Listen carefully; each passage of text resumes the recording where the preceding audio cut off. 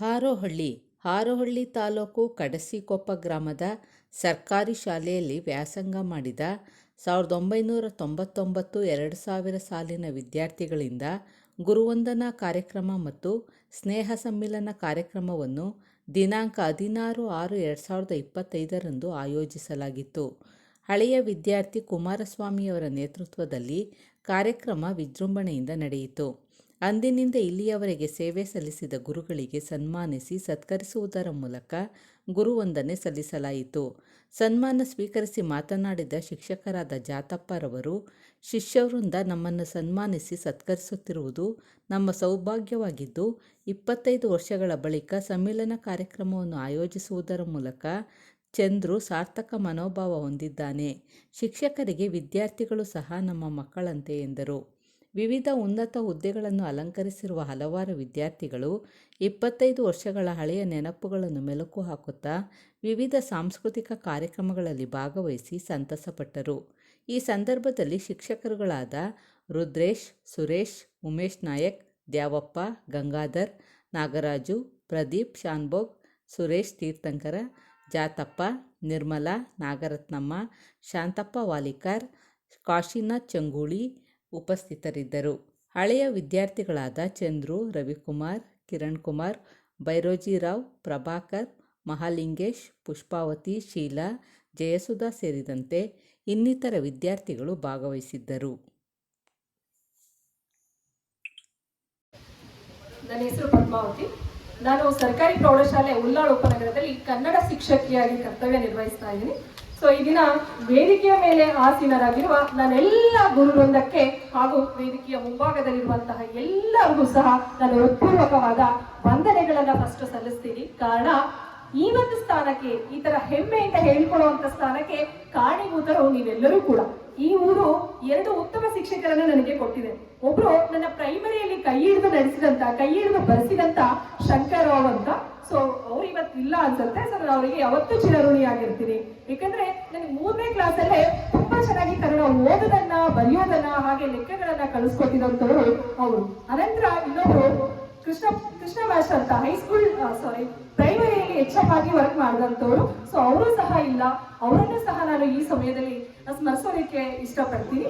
ಹಾಗೆ ಇನ್ನು 5 ನಿಮಿಷದಲ್ಲಿ ಖಂಡಿತ ನಾನು ಮಾತಾಡಿ ಮುಗ್ಸಕ್ ಆಗ್ತಾ ಇಲ್ಲ. ಯಾಕಂದ್ರೆ ಒಬ್ಬೊಬ್ಬರಿಗೂ 1 ಗಂಟೆ ಆಗತ್ತೆ. ನಾನು 5 ನಿಮಿಷದಲ್ಲಿ ಖಂಡಿತ ಇಲ್ಲ. ನಿಮ್ಮನ್ನ ಕ್ಷಮೆ ಯಾಚಿಸ್ತಾ ಎಲ್ಲ ಶಿಕ್ಷಕರ ಬಗ್ಗೆ ಒಂದೊಂದು ಮಾತನ್ನ ಹೇಳೋದಕ್ಕೆ ಅವಕಾಶ ಮಾಡಿಕೊಡಿ ಅಂತ ಕೇಳ್ತೀನಿ.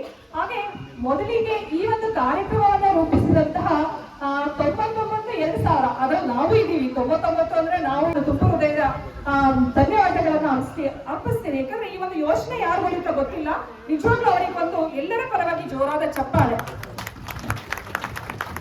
ಇಂತಹ ಒಂದು ಅದ್ಭುತ ಕಾರ್ಯಕ್ರಮವನ್ನ ನೀವೆಲ್ಲ ಆಯೋಜಿಸಿದ್ದೀರಾ, ಅದಕ್ಕೆ ತುಂಬಾ ಧನ್ಯವಾದಗಳು. ಈಗ ನನ್ನ ಟೀಚರ್ಸ್ ಬಗ್ಗೆ ಒಂದೊಂದೇ ಮಾತು ಅಷ್ಟೇ.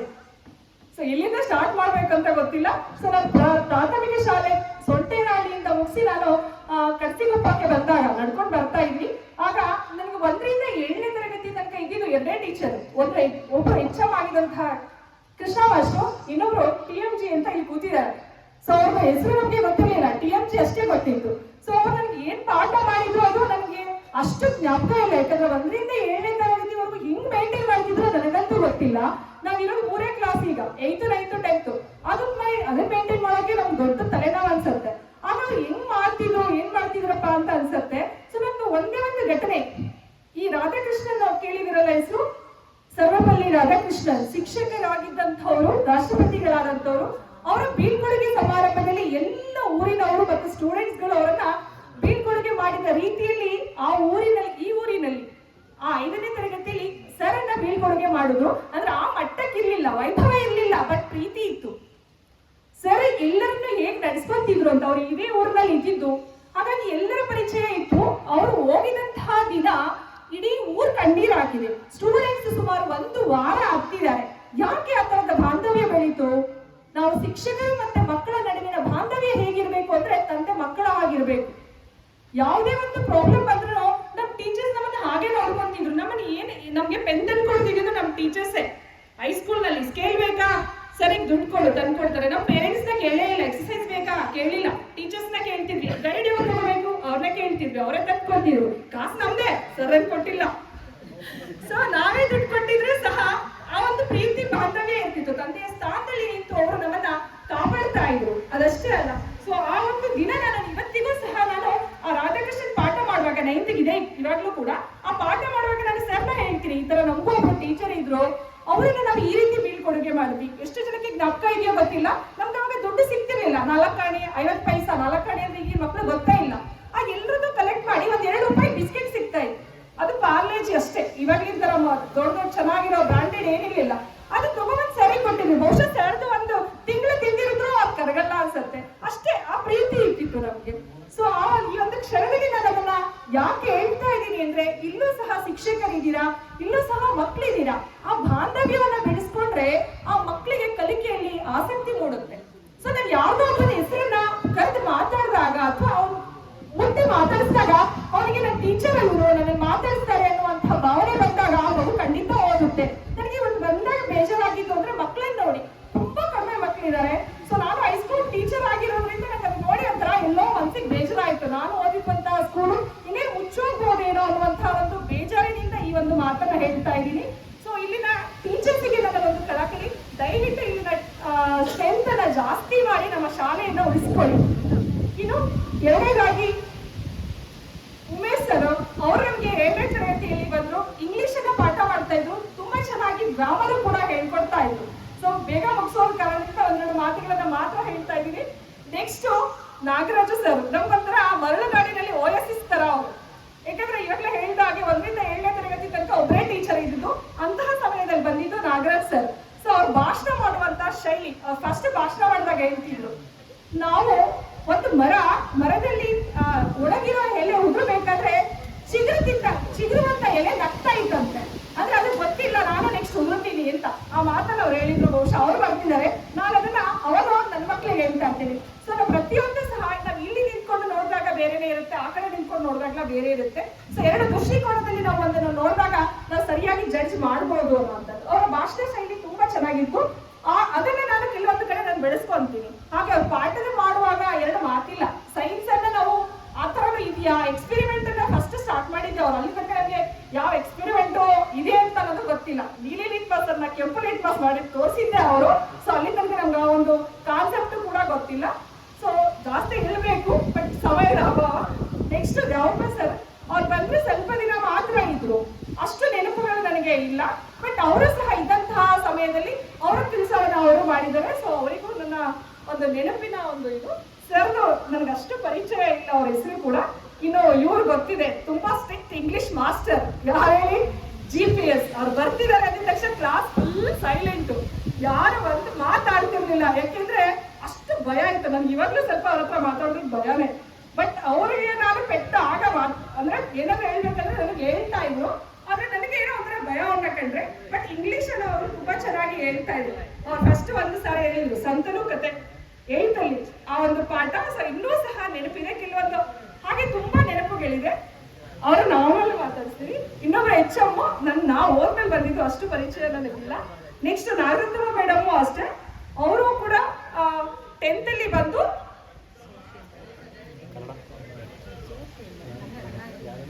ನೆಕ್ಸ್ಟ್ ನಾಗರತ್ನ ಮೇಡಮ್ ಅವ್ರಿಗೆ ಸೋಷಿಯಲ್ ತಗೊಂತಾ ಇದ್ರು. ಅಂದ್ರೆ ಲಾಸ್ಟಿಗೆ ಬಂದ್ರು. ಅವರು 9th ಮಾತ್ರ ಮಾಡ್ತಿದ್ರು, 10th ಅವ್ರು ನಮಗ್ ಬಂದಿಲ್ಲ.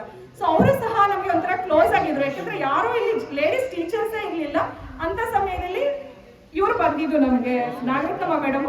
ಸೊ ಅನಂತರ KR ಸರ್ ನಮ್ಗೆ 8th ಅಲ್ಲಿ ನಮ್ಗೆ ಸೈನ್ಸ್ ಮಾಡ್ತಾ ಇದ್ರು. ತುಂಬಾ ಚೆನ್ನಾಗಿ ಡ್ರಾಯಿಂಗ್ ಬಿಡಿಸ್ತಾರ ಅವರು. ಸೊ ಅದೆಷ್ಟು ಜನಕ್ಕೆ ಗೊತ್ತಿಲ್ಲ ಗೊತ್ತಿಲ್ಲ. ಆಗ ಒಂಥರ ಡಸ್ಟರ್ ಬರ್ತಿದ್ವು, ವೈಟ್ ಮುಂದೆ ಹಿಂದೆಗಡೆ ಬ್ಲಾಕ್, ಅದ್ರೊಳಗಡೆ ತೂತಿರ್ತಿತ್ತು. ಆ ತೂತಲ್ಲ ಮೀನ್ಸ್ ಅದೇನು ಒಂಥರ ಓಪನ್ ಇರ್ತಿತ್ತು. ಅದ್ರೊಳಗಡೆ ಕಲರ್ ಚಾಕ್ ಪೀಸ್ ಜೋಡಿಸ್ಕೊಂಡು ಬರ್ತಿದ್ರು. ಆಮೇಲೆ ಒಂದು ಸ್ಲಿಪ್ ತಗೊಂಡ್ ಬರ್ತಾ ಇದ್ರು. ಸೊ ನೀವು ಸ್ಲಿಪ್ ನೋಡಿದ್ದು 2 ಟೀಚರ್ಸ್ ಹತ್ರ, ಒಂದು KR ಇನ್ನೊಂದು JKS. ವಿತೌಟ್ ಸ್ಲಿಪ್ ಬರ್ತಾ ಇರ್ಲಿಲ್ಲ ಅವ್ರ ಕ್ಲಾಸಿಗೆ. ಅದ್ರ ಪುಸ್ತಕ ತೆಗೆದು ಪಾಠ ಮಾಡ್ತಾ ಇರ್ಲಿಲ್ಲ. ಸೊ ಈ ತರ ಪಾಠ ಮಾಡಿದಾಗ ಮಕ್ಕಳಲ್ಲಿ ಆಸಕ್ತಿ ಬರುತ್ತೆ. ಬುಕ್ ಅಂದ್ರೆ ಸ್ವಲ್ಪ ಕಷ್ಟ ಆಗುತ್ತೆ ಅನ್ಸುತ್ತೆ. ಬಟ್ ಬುಕ್ ತೆಗೆದು ಮಾಡಿದ್ರೆ ತಪ್ಪು ಅಂತ ಅಲ್ಲ, ಕೆಲವೊಂದು ಬುಕ್ ಅವಶ್ಯಕತೆ ಇರುತ್ತೆ ಲ್ಯಾಂಗ್ವೇಜ್ಗೆ. ಸೊ ಸೈನ್ಸ್ ಅನ್ನ ತುಂಬಾ ಅಚ್ಚುಕಟ್ಟಾಗಿ ಮಾಡಿದಂಥವ್ರು KR ಸರ್. ನಮ್ಗೆ 8th ಮಾತ್ರ ಇದ್ರು. ಸೊ ಆನಂತರ ನಮ್ಗೆ 9th 10th ಸ್ವಲ್ಪ ಕಷ್ಟ ಆಗಿದ್ದು ಸೈನ್ಸ್ ಅಲ್ಲೇ. ನಮ್ಗೆ ಕಬ್ಬಿಣದ ಕಡಲೆ ಗಣಿತ ಆಗಿಲ್ಲ, ಅದು ಉರ್ಗಡ್ಲೆ ಆಗ್ಬಿಟ್ಟು. ಸೈನ್ಸ್ ಕಷ್ಟ ಆಗ್ಬಿಡ್ತು, ಕಬ್ಬಿಣದ ಕಡಲೆ ಆಗ್ಬಿಡ್ತು.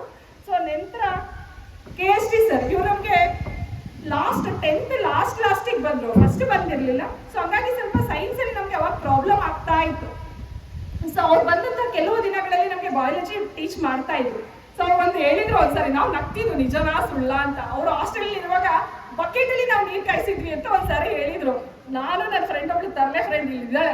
ಸೊ ಯಾವಾಗಲೂ ಕಮೆಂಟ್ ಮಾಡ್ತಿದ್ವಿ, ಯಾವ್ದಾದ್ರು ಟೀಚರ್ ಹೇಳಿದ್ರೆ ಇವ್ರು ಹೇಳಿದ್ ನಿಜನಾ ಸುಳ್ಳ, ಅದು ಇವಾಗಲೇ ತುಂಬಾ ಅವ್ರು ಮಾತಾಡುವಾಗ ಕೇಳಬೇಕು, ನಮ್ದೇ ಕಂಪ್ಲೇಂಟ್ ಇರುತ್ತೆ ಆಲ್ಮೋಸ್ಟ್.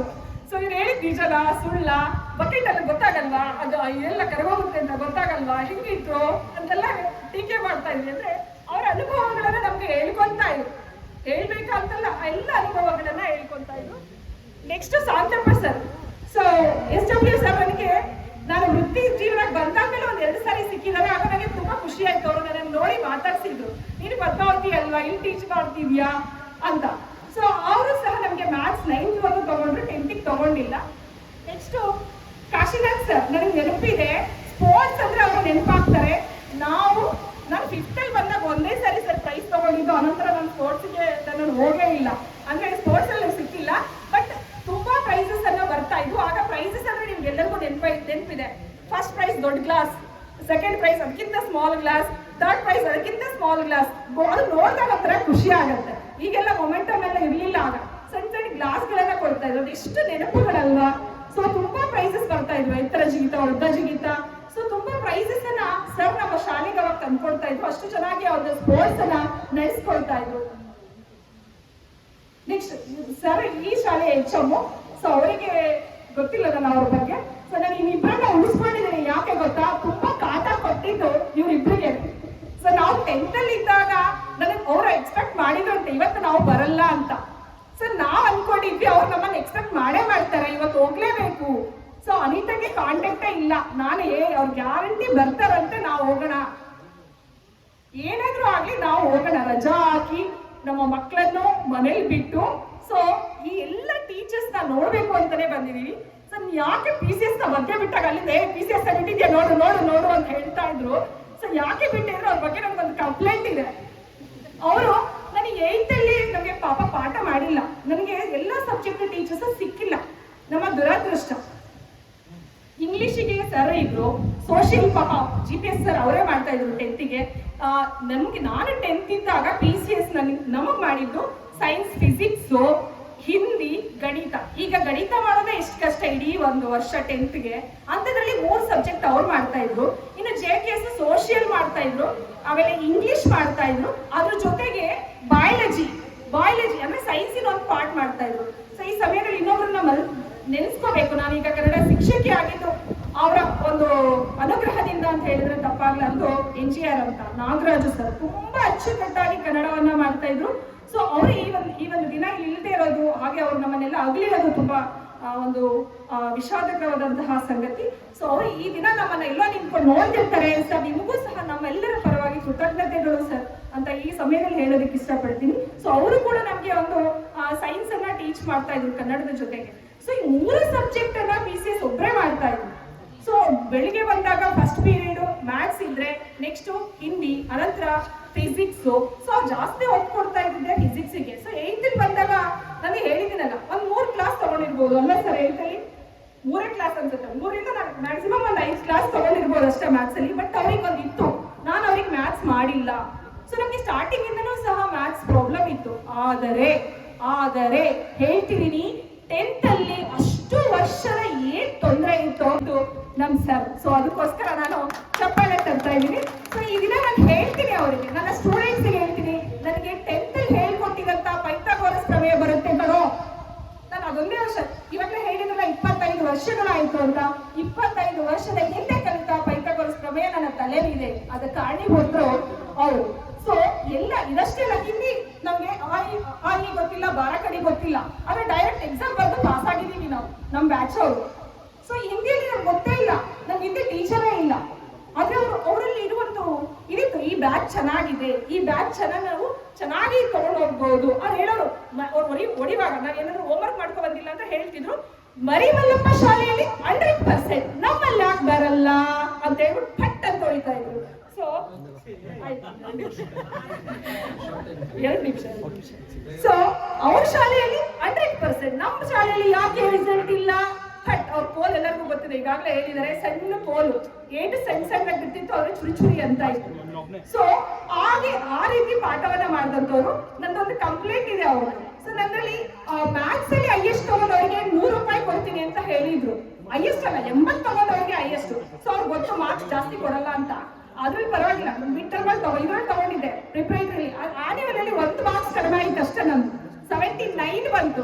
ಆಗ ಅವ್ರು ಕೊಡ್ಬೇಕಲ್ವಾ ನನಗೆ 100 ರುಪೀಸ್, ಹೈಯೆಸ್ಟ್ ಮಾರ್ಕ್ಸ್ ಬಂದಿದೆ ಅಂತ. ಅವ್ರ ಕಂಪ್ಲೇಂಟ್ ಇದೆ ನನಗೆ. ಅವರು ನೀನಿಲ್ಲ 80 ತಗೊಂಡಿಲ್ಲ, ನಾನು ಕೊಡಲ್ಲ ಅಂತ. ಅವರು ಅಟ್ಲೀಸ್ಟ್ ಜಾಸ್ತಿ ತಗೊಂಡಿದ್ದೀನಲ್ವಾ, ಮ್ಯಾಥ್ಸಿಗೆ ಒಂದೇ, ಬೇರೆ ಸಬ್ಜೆಕ್ಟಿಗೆ ಒಂದೇ. ಮ್ಯಾಥ್ಸ್ ಅಂದ್ರೆ ಕಷ್ಟ ಅಲ್ವಾ? ಸೊ 79 ತಗೊಂಡಾದ್ಮೇಲೆ ನನಗೆ ಅವ್ರು 100 ರೂಪಾಯಿ ಕೊಡ್ಬೇಕಾ ಬೇಡವಾ? 79 ಒಂದೇ ಮಾರ್ಕ್ಸ್ ಕಡಿಮೆ. ಸೊ ಇನ್ನಿವರೆಗೂ ಅವ್ರು ಹೇಳ್ತಾರೆ, ನೀನು ತಗೊಂಡಿಲ್ಲ, ನಾನು ಕೊಡಲ್ಲ ಅಂತ. ಸೊ ಅದು ಒಂದು ಕಂಪ್ಲೇಂಟ್. ಅದಕ್ಕೋಸ್ಕರ ಅವರೆಲ್ಲ ಸ್ವಲ್ಪ ಲಾಸ್ಟಿಗೆ ಇಟ್ಕೊಂಡೆ. ಇನ್ನೊಂದು JKS, ಅವರು 80 ತಗೊಂಡ್ರೆ ಕೊಡ್ತೀನಿ ಅಂತ ಹೇಳಿದ್ರು. ನಂದು 80 ಬಂದಿತ್ತು, ಆದ್ರೆ ಅವ್ರ ದುಡ್ಡು ನನಗೆ ಇನ್ನೂ ತಲುಪಿಲ್ಲ. ಸೊ ಹಾಗಾಗಿ ಅವ್ರಿಬ್ಬರನ್ನ ಲಾಸ್ಟಿಗೆ ಉಳಿಸ್ಕೊಂಡೆ ಅಷ್ಟೇ. ಅಂದ್ರೆ ಪ್ರತಿದಿನ ನಾವು ಪಾಠ ಮಾಡುವಾಗ ಸರ್ಗಳನ್ನ ಯಾಕೆ ನೆನ್ಸ್ಕೊಂತೀವಿ ಅಂದ್ರೆ, ಅವ್ರು ನಮಗೆ ಸ್ಫೂರ್ತಿ.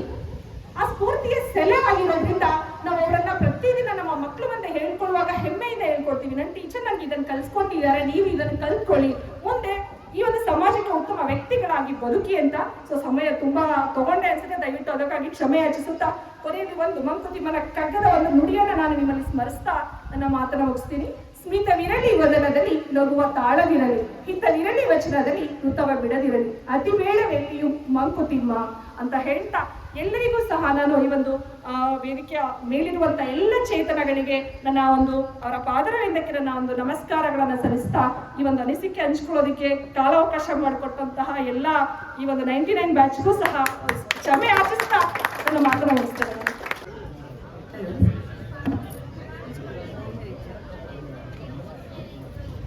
ನನ್ನ ಹೆಸರು ಮಮತಾ SP. ನಾನು ಸುಂಟೇನಹಳ್ಳಿ ಗ್ರಾಮದಿಂದ ಬಂದು ಈ ಕಳಸಿಕೊಪ್ಪ ಗ್ರಾಮದಲ್ಲಿ ಪ್ರೌಢಶಾಲೆ ಮತ್ತು ಉನ್ನತ ಪ್ರಾಥಮಿಕ ಶಾಲೆಯಲ್ಲಿ ಅಧ್ಯಯನವನ್ನು ಮಾಡ್ತಾ ಇದ್ದೆ. ಈಗ ಪ್ರಸ್ತುತ 2008ನೇ ಬ್ಯಾಚ್ನಲ್ಲಿ ಪ್ರೌಢಶಾಲಾ ಕನ್ನಡ ಶಿಕ್ಷಕಿಯಾಗಿ ನೇಮಕವಾಗಿ 4 ವರ್ಷಗಳ ಕಾಲ ಕಾರ್ಯವನ್ನು ನಿರ್ವಹಿಸಿ, ಆನಂತರದಲ್ಲಿ 2013ನೇ ಬ್ಯಾಚ್ನಲ್ಲಿ PU ಕಾಲೇಜ್ ಉಪನ್ಯಾಸಕರ ನೇರ ನೇಮಕಾತಿಯಲ್ಲೂ ಕೂಡ ನೇರ ನೇಮಕಾತಿಯಲ್ಲಿ ಆಯ್ಕೆಯಾಗಿ ಈಗ 12 ವರ್ಷಗಳಿಂದ PU ಉಪನ್ಯಾಸಕಿಯಾಗಿ ಕೊಡಗು ಮತ್ತು ಪ್ರಸ್ತುತ ಕನಕಪುರ ಸರ್ಕಾರಿ PU ಕಾಲೇಜ್ನಲ್ಲಿ ಉಪನ್ಯಾಸಕಿಯಾಗಿ ಕಳೆದ 6 ವರ್ಷಗಳಿಂದ ಕಾರ್ಯವನ್ನು ನಿರ್ವಹಿಸ್ತಾ ಇದ್ದೇನೆ. ಗುರು ಬ್ರಹ್ಮ ಗುರು ವಿಷ್ಣು ಗುರುದೇವೋ ಮಹೇಶ್ವರಃ ಗುರು ಸಾಕ್ಷಾತ್ ಪರಬ್ರಹ್ಮ ತಸ್ಮೈ ಶ್ರೀ ಗುರುವೇ ನಮಃ. ಅದರಲ್ಲೂ ನಾವಂತೂ ವರ್ಕಿಂಗ್ ವುಮನ್ಸ್ ಬಿಡುವಿಲ್ಲದ ಕಾರ್ಯಗಳಿಂದಾಗಿ, ಒತ್ತಡಗಳಿಂದಾಗಿ, ಸಮಸ್ಯೆಗಳಿಂದಾಗಿ, ಜಂಜಾಟಗಳಲ್ಲಿ ಭಕ್ತಿ ಇದ್ರೂ ಕೂಡ ಎಷ್ಟೋ ಸಾರಿ ದೇವಾಲಯಗಳಿಗೆ ಹೋಗ್ಲಿಕ್ಕೆ ಸಮಯನೇ ಇರೋದಿಲ್ಲ.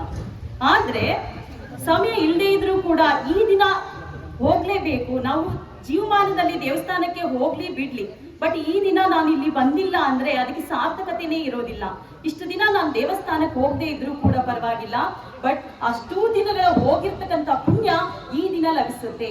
ಯಾಕೆ ಅಂದ್ರೆ ನಮ್ಮ ಬದುಕನ್ನ ಕಟ್ಟಿಕೊಟ್ಟಂತಹ, ಜನ್ಮ ಕೊಟ್ಟ ತಂದೆ ತಾಯಿ ಜೊತೆಗೆ ಬದುಕನ್ನ ಕಟ್ಟಿಕೊಟ್ಟು ಜೀವನವನ್ನ ಕಟ್ಕೊಂಡು ಬದುಕಲಿಕ್ಕೆ ಒಂದು ಮಾರ್ಗದರ್ಶಕರು, ಜೀವನದ ದಾರಿ ತೋರಿಸ್ಕೊಟ್ಟಂತಹ ಗುರುಗಳು ಬರ್ತಕ್ಕಂಥ ಎಲ್ಲಾ ಗುರುಗಳು ಒಂದೇ ವೇದಿಕೆಯಲ್ಲಿ ಸೇರ್ತಕ್ಕಂಥ ಈ ಒಂದು ಪುಣ್ಯದ ದಿನಕ್ಕೆ, ಈ ಶುಭ ಸಮಾರಂಭಕ್ಕೆ ಬರಲೇಬೇಕು ಅಂತ ಕೆಲಸಗಳು ಇದ್ರೂ ಕೂಡ ಸಮಯ ಮಾಡಿಕೊಂಡು ಕಾಲೇಜಿಗೆ ರಜೆ ಹಾಕಿ ಮಕ್ಕಳನ್ನ ಶಾಲೆಗೆ ಕಳಿಸ್ಬಿಟ್ಟು ಬಂದಿದ್ದೇನೆ. ಯಾಕೆಂದ್ರೆ ಅವ್ರನ್ನೆಲ್ಲ ಒಂದೇ ವೇದಿಕೆಯಲ್ಲಿ ಕಣ್ ತುಂಬ್ಕೋಬೇಕು, ನೋಡ್ಬೇಕು ಆ ಒಂದು ಪುಣ್ಯವನ್ನ. ಯಾಕೆಂದ್ರೆ ನಂತರದಲ್ಲಿ ಅವ್ರನ್ನ ನೋಡೋದಿಕ್ಕೆ ಇಷ್ಟು ಹತ್ತಿರದಿಂದ ನೋಡ್ಲಿಕ್ಕೆ ಸಾಧ್ಯ ಇಲ್ಲ. ಬಟ್ ಈ ದಿನ ಮಿಸ್ ಮಾಡ್ಕೊಂಡ್ರೆ ನಮ್ಮ ಮುಂಬರ್ತಕ್ಕಂಥ ಎಲ್ಲಾ ದಿನಗಳು ಕೂಡ ವ್ಯರ್ಥ. ಅದೊಂದು ಕೊರಗು ಅಂತಕ್ಕಂಥದ್ದು ಮನಸ್ಸಿನಲ್ಲಿ ಇದ್ದೇ ಇರುತ್ತೆ. ಸೊ ಹಾಗಾಗಿ ಇವತ್ತು ಬರಲೇಬೇಕು ಅಂತ ಬಂದಿದ್ದೇನೆ. ಮತ್ತೆ ಈ ಒಂದು ಕಾರ್ಯಕ್ರಮವನ್ನ ಏನು ನಮ್ಮ ಹಿರಿಕಿರಿಯ ಬ್ಯಾಚ್ಗಳ ಸಹೋದರ ಸಹೋದರಿಯರು ತುಂಬಾ ಆಸಕ್ತಿಯಿಂದ ಈ ಒಂದು ಯೋಚನೆಯನ್ನ ಮಾಡಿದಿರಲ್ಲ, ಅದೇ ನಿಜವಾಗ್ಲೂ ಕೂಡ ಪವಿತ್ರವಾದದ್ದು. ಆ ಒಂದು ಯೋಚನೆ ಮಾಡಿ ಇದಕ್ಕೆ ಒಂದು ಪ್ಲಾನ್ ಮಾಡಿಕೊಂಡು ಎಲ್ಲರನ್ನೂ ಸಂಘಟಿಸಿ ಎಲ್ಲ ಲೆಕ್ಚರ್ಸ್ನು ಅವ್ರ ಕಾಂಟ್ಯಾಕ್ಟ್ ನಂಬರ್ಗಳನ್ನ ತಗೊಂಡು ಕರೆಸಿ ಇಷ್ಟೆಲ್ಲ ಅಚ್ಚುಕಟ್ಟಾಗಿ ಜವಾಬ್ದಾರಿಯಿಂದ ನಿರ್ವಹಿಸಿದ್ವಿ. ನಾವೇನೋ ಅತಿಥಿಗಳಾಗಿ ಬಂದ್ಬಿಟ್ವಿ, ಅತಿಥಿಗಳ ತರ ಇವತ್ತು ಬಂದ್ವಿ, ಫಂಕ್ಷನ್ ನೋಡ್ಕೋತೀವಿ, ಗುರುಗಳನ್ನೆಲ್ಲ ಮಾತಾಡ್ಸ್ಕೊಂತೀವಿ, ಹೋಗ್ತೀವಿ. ಆದ್ರೆ ಇಂದಿನ ಬ್ಯಾಚ್ನವರು, ನಮ್ಮ ಜೂನಿಯರ್ಸ್ ಇಷ್ಟೊಂದು ಆಸಕ್ತಿಯಿಂದ ನಮ್ಮ ಹೆಣ್ಮಕ್ಳು ಇರ್ಬೋದು, ಗಂಡ್ಮಕ್ಳು ಇರ್ಬೋದು, ಎಲ್ಲರೂ ಕೂಡ ಆಸಕ್ತಿಯಿಂದ ಎಲ್ಲರನ್ನು ಕಾಂಟ್ಯಾಕ್ಟ್ ಮಾಡಿ, ಒತ್ತಡ ಹಾಕಿ ಕರೆಸಿ, ಟೀಚರ್ಸ್ನು ಕೂಡ 3 ತಿಂಗಳಿಂದಲೂ ಕೂಡ ಕಾಂಟ್ಯಾಕ್ಟ್ ಮಾಡಿ ಅವ್ರನ್ನ ಕರೆಸಿ ಆತ್ಮೀಯತೆಗೆ ಕರೆದು ಅವರನ್ನ ಬಂದಾಗಿನಿಂದ ಅವರ ಕ್ಷೇಮ ವಿಚಾರ ಮಾಡಿ ಅವ್ರನ್ನ ಎಲ್ಲ ಅಚ್ಚುಕಟ್ಟಾಗಿ ವ್ಯವಸ್ಥೆಯನ್ನ ನೋಡಿಕೊಂಡು ಕರೆಸಿದ್ದೀರಾ. ಅದಕ್ಕೋಸ್ಕರ ನಿಮ್ಗೆ ಯಾವತ್ತೂ ಕೂಡ ಆಭಾರಿ. ಇಂಥ ಒಂದು ಶುಭ ಸಮಾರಂಭವನ್ನ ಮಾಡ್ತಿರೋದೇ ನಿಜವಾಗ್ಲೂ ಪುಣ್ಯದ ಕೆಲಸ. ಹಾಗೆ ಊರಿನ ಗ್ರಾಮಸ್ಥರು, ಗಣ್ಯರು ಕೂಡ ಆಸಕ್ತರು ಬಂದು ಸಾಕಷ್ಟು ಪ್ರೋತ್ಸಾಹವನ್ನ ನಮ್ಮ ಸಹೋದರಿಯರಿಗೆ ಮಾಡಿದ್ದೀರಾ. ನಿಮಗೂ ಕೂಡ ಕೃತಜ್ಞತೆಗಳನ್ನ ಅರ್ಪಿಸ್ತೇನೆ.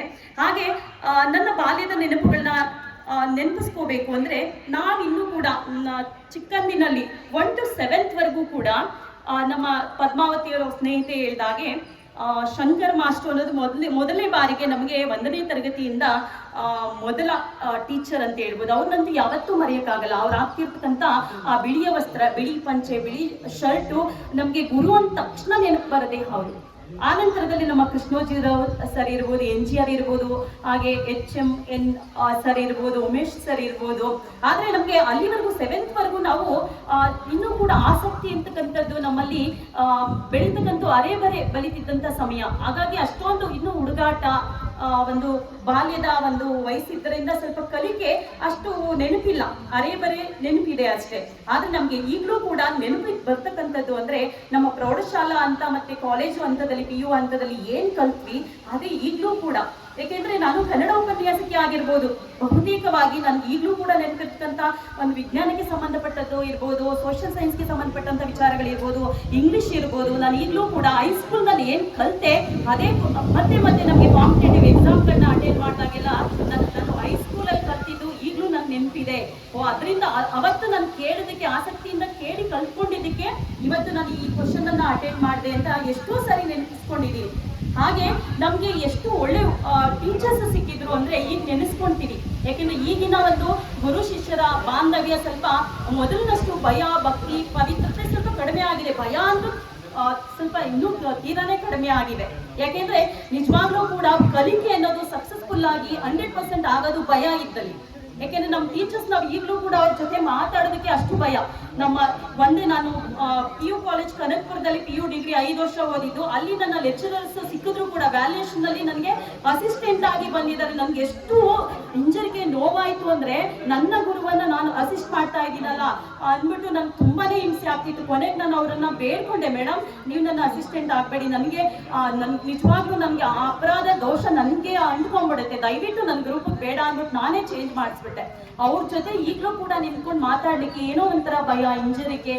ಅವ್ರು ನೋಡಿದಾಗ ನಾವು ಈಗಲೂ ಕೂಡ ಸ್ಟೂಡೆಂಟ್ ಅನ್ನೋ ಭಾವನೆ ಬಂದ್ಬಿಡುತ್ತೆ. ಅಂದ್ರೆ ಗೌರವ ಇತ್ತು, ಹಾಗೆ ಭಯಾನೂ ಕೂಡ ಟೀಚರ್ಸ್ ಅಂದ ತಕ್ಷಣ ಇತ್ತು. ಅಷ್ಟೊಂದು ಆತ್ಮೀಯತೆ ಈಗಿನಷ್ಟು ಇರ್ಲಿಲ್ಲ. ಬಟ್ ಈಗ ನಾವು ಎಷ್ಟು ಫ್ರೀ ಕೊಡ್ತೀವಿ ಅಷ್ಟು ಕಲಿಕೆಯಲ್ಲಿ ಆಸಕ್ತಿ ಕೂಡ ಕಡಿಮೆ ಆಗ್ತಾ ಇದೆ. ಮತ್ತೆ ಈಗಿನ ಒಂದು ಮಾಧ್ಯಮಗಳ ಹಾವಳಿಯಿಂದ ವಿದ್ಯಾರ್ಥಿಗಳಲ್ಲಿ ತುಂಬಾ ಉಡಾಫಿ, ನಿರ್ಲಕ್ಷ್ಯ, ಮತ್ತೆ ಮಾನಸಿಕವಾಗಿ ಒಂದು ಮಲಿನತೆನೆ ಬಂದ್ಬಿಟ್ಟಿದೆ ಸ್ವಲ್ಪ ಮಟ್ಟಿಗೆ ಅಂತ ಹೇಳ್ಬೋದು. ಏಕೆಂದ್ರೆ ನಮ್ಮ ಬೆನ್ನಿಟ್ಟಿದೆ ಎಷ್ಟೋ ಜನ ಸ್ಟೂಡೆಂಟ್ಸ್ಗಳು, ಸರಿಯಾಗಿ ಆಸಕ್ತಿ ಇಲ್ಲದ ವಿದ್ಯಾರ್ಥಿಗಳು ಏಕವಚನದಲ್ಲಿ ಒಂದು ಟೀಚರ್ಸ್ ಅನ್ನ ಸಂಬೋಧನೆ ಮಾಡೋದನ್ನು ಕೇಳಿದ್ವಿ. ಆದ್ರೆ ನಮ್ಮ ಟೀಚರ್ಸ್ ಎಷ್ಟು ಭಯ ಇಟ್ಟಿದ್ರು ಅಂದ್ರೆ ನಿಜವಾಗ್ಲೂ ನಾವು ಈಗಲೂ ಕೂಡ ನಾವು ಏನಾದ್ರು ಹೈಸ್ಕೂಲ್ನಲ್ಲಿ ಕಲ್ತಿದೀವಿ, ನೆನಪಲ್ಲಿ ಇಟ್ಕೊಂಡಿದೀವಿ ಅಂದ್ರೆ ಆ ಭಯಾನೇ ಕಾರಣ. ಯಾಕೆಂದ್ರೆ ನಾವು ಹೈಸ್ಕೂಲ್ನಲ್ಲಿ ಏನು 8, 9, 10th ಅಲ್ಲಿ ಕಲ್ತ್ವಿ, ನಮ್ಗೆ ನಿಜವಾಗ್ಲೂ ಕೂಡ ಇಲ್ಲಿ ಈಗಲೂ ಕೂಡ ಓಡಾಡ್ಲಿಕ್ಕೆ ಬಸ್ಸಿನ ವ್ಯವಸ್ಥೆ ಇತ್ತು. ಶೌಚಾಲಯ ಸರಿಯಾಗಿರ್ಲಿಲ್ಲ, ಶೌಚಾಲಯ ಇರ್ಲೇ ಇಲ್ಲ ಆರಂಭದಲ್ಲಂತೂ. ಇರ್ತಕ್ಕಂಥ ಒಂದು ಶೌಚಾಲಯವನ್ನ ಹೆಣ್ಮಕ್ಳಿಗೆ ಬಿಟ್ಕೊಡ್ತಿದ್ರು, ಗಂಡು ಮಕ್ಳಿಗೆಲ್ಲ ಪಾಪ ತುಂಬಾ ತೊಂದರೆ ಆಗ್ತಿತ್ತು.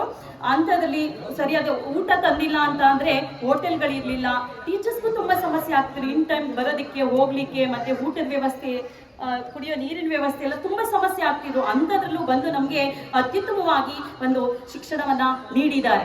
ಹಾಗಾಗಿ ಈಗ ನಾನು ಕನ್ನಡ ಉಪನ್ಯಾಸಕಿ ಆದ್ರೂ ಕೂಡ ಸ್ಕೂಲ್ ಟೈಮಲ್ಲಿ ನಾನು ಸ್ಕೂಲ್ ಟೀಚರ್ ಆಗಿ ಅಪಾಯಿಂಟ್ ಆದಾಗ ನಾನು ಇಂಗ್ಲಿಷ್ 10th ಗೆ ಇಂಗ್ಲಿಷ್ ಅನ್ನ ಮಾಡ್ತಿದ್ದೆ, ಕನ್ನಡ ಮತ್ತೆ ಇಂಗ್ಲಿಷ್ ಎರಡೂ ಮಾಡ್ತಿದ್ದೆ. ಆ ಇಂಗ್ಲಿಷ್ ಮಾಡೋದಕ್ಕೆ, ನಾನು ಇಂಗ್ಲಿಷ್ ಟೀಚರ್ ಆಗಿ ಬೋಧನೆ ಮಾಡೋದಕ್ಕೆ ಕಾರಣ ನಮ್ಮ ಇಂಗ್ಲಿಷ್ ಟೀಚರ್ಸ್. GPS ಇರ್ಬೋದು, ಹಾಗೆ ನಮ್ಮ ಜಾತಪ್ಪ ಸರ್, ಯಾಕೆಂದ್ರೆ GPS 8th 9th ಹೋದ್ಮೇಲೆ ಜಾತಪ್ಪ ಸರ್ 10th ಅಲ್ಲಿ ಪಾಪ ಇದು ಸಮಾಜ ವಿಜ್ಞಾನ ಮತ್ತೆ ಆ ಒಂದು ಇಂಗ್ಲಿಷ್ ಎರಡೂ ಜವಾಬ್ದಾರಿ ವಹಿಸ್ಕೊಂಡ್ರು. ಹಾಗೆ ಉತ್ತಮವಾಗಿ ಮ್ಯಾಥ್ಸ್ ಕೂಡ, ನಾನು ಮ್ಯಾಥ್ಸ್ ಅಲ್ಲಿ ಸ್ಟಾರ್ಟಿಂಗ್ ಅಲ್ಲಿ 7th ವರೆಗೂ ಸ್ವಲ್ಪ ನಾರ್ಮಲ್ ಇದೆ, ಯಾಕೆಂದ್ರೆ ಮನೇಲಿ ತುಂಬಾ ಕೆಲಸ ಕೊಡೋರು. ಆದ್ರೆ ಮ್ಯಾಥ್ಸ್ ಅಲ್ಲಿ ಹೈಯೆಸ್ಟ್ 10th ಬ್ಯಾಚ್ ಅಲ್ಲಿ ಹೈಯೆಸ್ಟ್ ನಂದೆ. ಹಾಗಾಗಿ ಮ್ಯಾಥ್ಸ್ ಅಲ್ಲೂ ಕೂಡ ತುಂಬಾ ಚೆನ್ನಾಗಿ ಆ ವರ್ಷದ, ಯಾಕೆಂದ್ರೆ 10th ಅಲ್ಲಿ ನನಗೆ ಫುಲ್ ಫ್ರೀಡಮ್ ಕೊಟ್ಟರು. 10th ಅಂದ್ಬಿಟ್ಟು ಪಬ್ಲಿಕ್ ಎಕ್ಸಾಮ್ ಅಂದ್ಬಿಟ್ಟು ಓದೋದಿಕ್ಕೆ. ಹಾಗಾಗಿ ಇಡೀ ಶಾಲೆಯಲ್ಲಿ ಹೈಸ್ಕೂಲ್ ಬ್ಯಾಚ್ ಅಲ್ಲಿ ಮತ್ತೆ ಹಿಂದಿನ ಬ್ಯಾಚ್ಗಳೆಲ್ಲ ತುಂಬಾ 10th ಪಾಸ್ ಮಾಡೋರ ಸಂಖ್ಯೆನೇ ಕಡಿಮೆ ಇತ್ತು. ನಮ್ಮ ಬ್ಯಾಚ್ ಅಲ್ಲಿ ತುಂಬಾ ಜನ ಪಾಸ್ ಆದ್ರು, ತುಂಬಾ ಜನ ಉತ್ತಮವಾದಂತ ರೆಕಾರ್ಡ್ ಆಯ್ತು. ಇಂದಿನ ಎಲ್ಲ ರೆಕಾರ್ಡ್ಗಳನ್ನ ಕ್ರಾಸ್ ಮಾಡಿ ನಮ್ಮ ಬ್ಯಾಚ್ ಅಲ್ಲಿ ಉತ್ತಮವಾದಂತ ಒಂದು ಸ್ಥಾನವನ್ನ ಗಳಿಸಿದ್ರು. ಭಾಗ್ಯ ಇರ್ಬೋದು, ಅನಿತಾ ಇರ್ಬೋದು, ನಂಬರ್ 3 ಪ್ಲೇಸ್ ಅಲ್ಲಿ ನಾನಿದ್ದೆ. ಸೊ ಅಷ್ಟು ಚೆನ್ನಾಗಿ ನಾವು ಒಳ್ಳೆ ಪರ್ಫಾರ್ಮೆನ್ಸ್ ತೋರಿಸೋದಿಕ್ಕೆ, ಕಲಿಕೆಗೆ ಕಾರಣ ಈಗಲೂ ಕೂಡ ಎಷ್ಟೋ ಸೋಷಿಯಲ್ ಸೈನ್ಸ್ ಸಂಬಂಧಪಟ್ಟಂತೆ ಹಾಗೆ ಸೈನ್ಸ್ ವಿಚಾರಗಳು ನಾನು ಎಲ್ಲ ಪೇಪರ್ನಲ್ಲಿ ಒಂದು competitive exam KS news paper ಅಲ್ಲಿ ಬರ್ತಲ್ಲ, ಓದ್ಬೇಕಾದ್ರೆ ಒಂದೊಂದು ಆನ್ಸರ್ ನನ್ಗೆ ಗೊತ್ತಾಗುತ್ತೆ. ಅದಕ್ಕೆಲ್ಲ ಕಾರಣ ನಾವು ಆನಂತರದಲ್ಲಿ ಓದಿಲ್ಲ, ಆರ್ಟ್ಸ್ ತಗೊಂಡು PU ನಲ್ಲಿ, ಬಟ್ ಅದಕ್ಕೆಲ್ಲ ಕಾರಣ ನಮ್ಮ ಪ್ರೌಢಶಾಲಾ ಶಿಕ್ಷಕರು ಅಂತ ಹೇಳ್ಬೋದು. ಹಾಗಾಗಿ ನಮ್ಮ ಬದುಕಿಗೆ ಒಂದು ದಾರಿಯನ್ನ, ಮಾರ್ಗವನ್ನ, ಇಷ್ಟು ಒಂದು ಸ್ಥಾನ ಮಾನ ಗೌರವ ಹೆಸರನ್ನು ತಂದುಕೊಡೋದು ಬರ್ಲಿಕ್ಕೆ ಕಾರಣ ನಮ್ಮ ಗುರುಗಳು. ಹಾಗಾಗಿ ಈ ದಿನ ಆ ಗುರುಗಳನ್ನ ವಂದಿಸ್ತಕ್ಕಂಥ, ನುಡಿ ನಮನಗಳನ್ನ ಸಲ್ಲಿಸ್ತಕ್ಕಂಥ ಕೃತಜ್ಞತಾ ಪೂರ್ವಕ ಒಂದು ಕಾರ್ಯಕ್ರಮ ನಿಜವಾಗ್ಲೂ ಸಾರ್ಥಕ, ಪುಣ್ಯದ ಕೆಲಸ ಅಂತ ಹೇಳ್ಬೋದು. ಅವ್ರನ್ನೆಲ್ಲ ನೋಡೋ ಒಂದು ಅವಕಾಶವನ್ನ ಕಲ್ಪಿಸಿಕೊಟ್ಟದಕ್ಕೆ ನಮ್ಮ ಸಹೋದರರಿಗೂ ಕೂಡ ಕೃತಜ್ಞತೆಯನ್ನ ಅರ್ಪಿಸ್ತೇನೆ.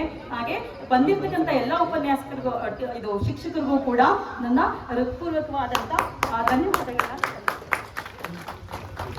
ಹಾಗೂ ನನ್ನ ವಿದ್ಯಾರ್ಥಿ ಸ್ನೇಹಿತರಿಗೆ ಹಾಗೂ ಈ ಊರಿನ ಹಿರಿಯರಿಗೆ ಅಭಿನಂದನೆಗಳು.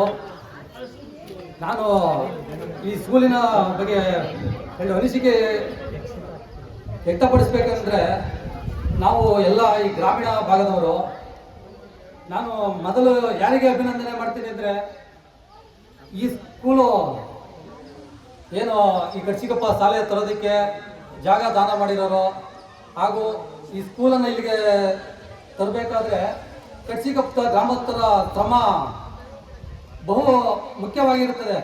ಯಾಕೆಂದರೆ ಇವತ್ತಿನ ವ್ಯವಸ್ಥೆ ನೋಡ್ತಾ ಇದ್ದೀವಿ ನಾವು. ಇಲ್ಲಿ ಆರೋಳಿಗೆ ಹೋಗಬೇಕು, ಬಿಡ್ದಿಗೆ ಹೋಗಬೇಕು ಅಂದರೆ ಯಾವ ಥರ ರಸ್ತೆ ಇದೆ, ಯಾವ ಥರ ವ್ಯವಸ್ಥೆ ಎಷ್ಟು ದೂರ ಇದೆ ಅಂದರೆ, ಇವತ್ತು ನಮ್ಮ ಮಕ್ಕಳನ್ನು ಓದಿಸ್ಬೇಕು ಅಂದರೆ ಭಾರಿ ಶ್ರಮ ಪಡ್ತಾ ಇದ್ದೀವಿ.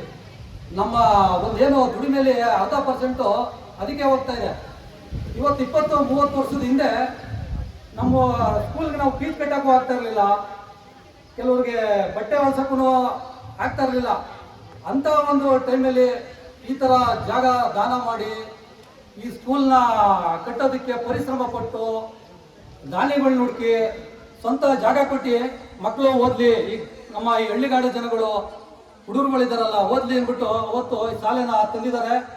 ಈ ಶಾಲೆ ತಂದಿಲ್ಲ ಅಂದರೆ ನಾವು ಇವತ್ತೆಲ್ಲ ಓದೋಕ್ಕಾಗ್ತಾ ಇರಲಿಲ್ಲ, ತುಂಬ ಬಡತನದಲ್ಲಿ ಇದ್ದರು. ಇವತ್ತೆಲ್ಲ ಈ ಶಾಲೆ ಬಂದಿರೋದ್ರಿಂದ ನಾವು ಒಂದು ಲೆವೆಲ್ಗೆ, ಒಂದು ಕಂಪ್ನಿಲಿ ಕೆಲಸ ಮಾಡ್ತಾ ಇದ್ದೀವಿ, ಒಳ್ಳೊಳ್ಳೆ ಉದ್ಯೋಗದಲ್ಲಿದ್ದಾರೆ, ಮಾಸ್ಟರ್ ಆಗಿದ್ದಾರೆ, ಲೆಕ್ಚರ್ ಆಗಿದ್ದಾರೆ. ಇದಕ್ಕೆಲ್ಲ ಮುಖ್ಯ ಕಾರಣನೇ ಈ ಶಾಲೆ. ಇವತ್ತು ನಮ್ಮ ಮಕ್ಕಳನ್ನ ಓದಿಸೋಕ್ಕೆ 10 ಶಾಲೆನ ಹುಡುಕ್ತಾ ಇದ್ದೀವಿ. ಯಾವ ಶಾಲೆ ಬೆಸ್ಟು, ಅಲ್ಲಿ ಶಿಕ್ಷಕರು ಇದ್ದಾರಾ, ನಮ್ಮ ಮಕ್ಕಳಿಗೆ ಚೆನ್ನಾಗಿ ಶಿಕ್ಷಣ ಕೊಡ್ತಾರಾ, ನಮ್ಮ ಮಕ್ಕಳು ನಿಜವಾಗ್ಲೂ ಕಲಿಯೋಕ್ಕಾಗುತ್ತಾ ಅಂತ 1 ಲಕ್ಷ ಕೊಟ್ಟರು 1.5 ಲಕ್ಷ ನಾವು ಡೊನೇಷನ್ ಪೇ ಮಾಡ್ತಾ ಇದ್ದೀವಿ, ಆದರೂ ಆಗ್ತಾ ಇಲ್ಲ. ಅವತ್ತು ನಾವು 100-200 ರೂಪಾಯಿ ಸ್ಕೂಲ್ಗೆ ನಾವು ಫೀಸ್ ಕಟ್ಟೋಕ್ಕಾಗ್ತಿರೋಂಥ ಕಾಲದಲ್ಲಿ ಇವತ್ತು ಇಲ್ಲಿ ನಮ್ಮ ಶಿಕ್ಷಕರಿದ್ದಾರೆ. ಪಾಪ ನಾವು ನೆನ್ನೆ ಹೋಗ್ಬೇಕಾದ್ರೆ ನಮ್ಮದು ಬೈರಾಜಿ ನಾವು ಕಾರಲ್ಲಿ ಹೋಗ್ತಾ ಇದ್ದಲ್ಲ, ಮಾಸ್ಟರ್ ಮೀಟ್ ಮಾಡಬೇಕು ಅಂತ, ಈ ಒಣಂಗದೊಡ್ಡಿಲಿ ಒಳಗಡೆ ತಡ್ಕೊಬಿಡ್ತು ರೋಡಲ್ಲಿ. ಅಂಥ ವ್ಯವಸ್ಥೆ ಇರಬೇಕಾದ್ರೆ ನಮ್ಮ ಮಾಸ್ಟರ್ಗಳು ಪಾಪ ನಡ್ಕೊಂಡು ಹೋಗಿ ಅಲ್ಲಿಂದ ಬಂದರು. ತುಂಬ ಮಾತಾಡಬೇಕು, ಯಾಕಂದರೆ ಸಮಯ ಇಲ್ಲ, ಎಲ್ಲ ಟೀಚರ್ ಮಾತಾಡಬೇಕು ಅಂತ ನಾನೇ ಬೇರೆ ವಿಭಿನ್ನವಾಗಿ ಮಾತಾಡಬೇಕು ಅಂತ ಮಾತಾಡ್ತಾ ಇದ್ದೀನಿ, ಯಾರು ತಪ್ಪು ತಿಳ್ಕೊಬೇಡಿ. ಅಂಥ ಟೈಮಲ್ಲಿ ಈ ಬಸ್ಸಿನ ವ್ಯವಸ್ಥೆ ಇಲ್ಲದೆ ಹೋದ್ರು ಆರೋಳಿಯಿಂದ ಬಂದು ನಮ್ಮ ಗುರುಗಳು ನಮಗೆ ಒಳ್ಳೆ ಶಿಕ್ಷಣ ಕೊಟ್ಟಿದ್ದಾರೆ.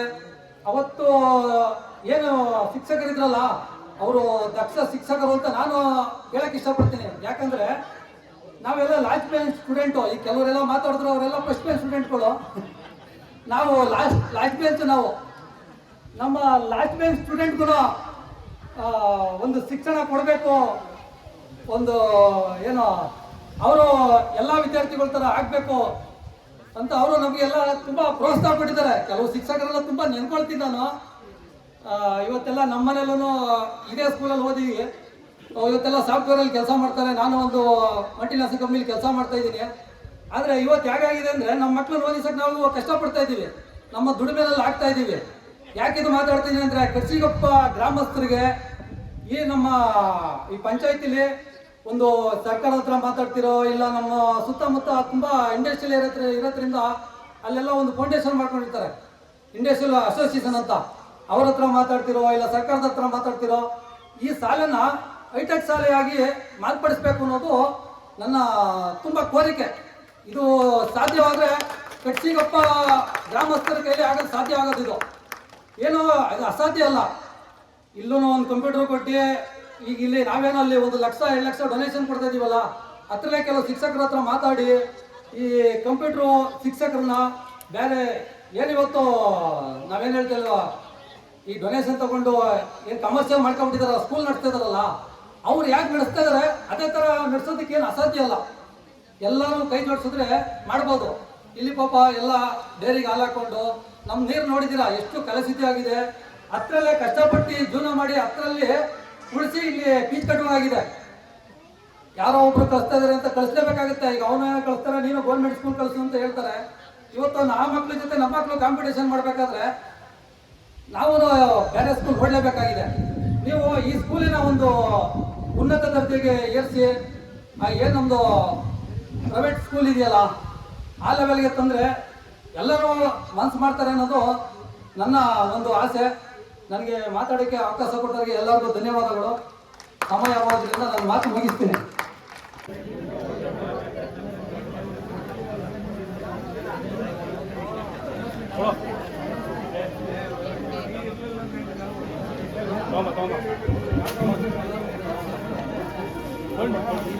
ನಮ್ಮ ಪೂಜ್ಯ ಗುರುಗಳಿಗೂ ಕೂಡ ಹೃತ್ಪೂರ್ವಕವಾದಂಥ ವಂದನೆಗಳು.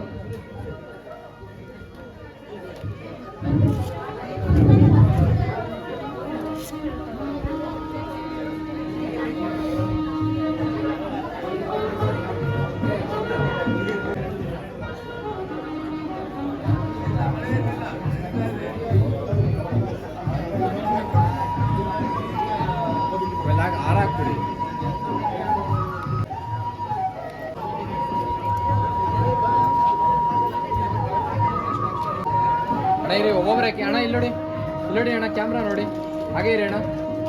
ಓಕೆ ಸರ್, ನೀವು ಸರ್ ಇಲ್ಲಿ ನೋಡಿ ಕ್ಯಾಮ್ರಾ ನೋಡಿ. ಎಲ್ಲರೂ ಚಪ್ಪಾಳೆ ಮೂಲಕ ಅವರಿಗೆ ಕೃತಜ್ಞತೆ ಹೇಳಬೇಕು. ದಯಮಾಡಿ ಕಾರ್ಯಕ್ರಮ ಕೊನೆ ಆಗ್ತಿದೆ. ಹಾಕ್ಬಿಡಿ ನೋಡಿ, ಹಾಕ್ಬಿಡಿ ಇಲ್ಲಿ ನೋಡಿ ಮೇಡಮ್, ಸ್ವಲ್ಪ ಕೈ ಕೆಳಗಡೆ ಇಳಿಸಿ. ಇಲ್ಲಿ ನೋಡಿ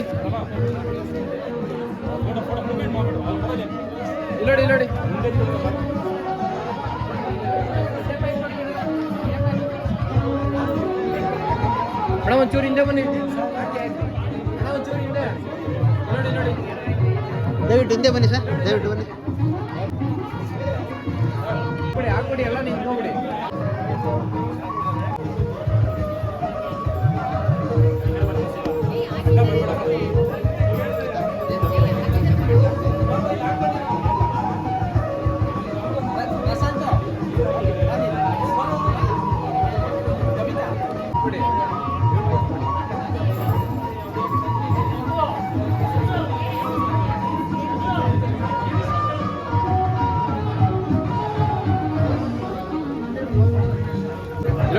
ಇಲ್ಲಿ ನೋಡಿ ಮೇಡಮ್ ಇಲ್ಲಿ ನೋಡಿ.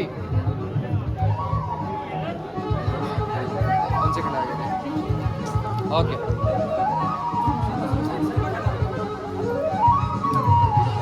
ಎಲ್ಲ ಹಾಗೆ ನಿಂತ್ಕೊಳ್ಳಿ, ಹಿಂದೆ ನಿಂತ್ಕೊಳ್ಳಿ. ಇಲ್ಲಿ ನೋಡಿ, ಹಾಗೆ ಇರಿ.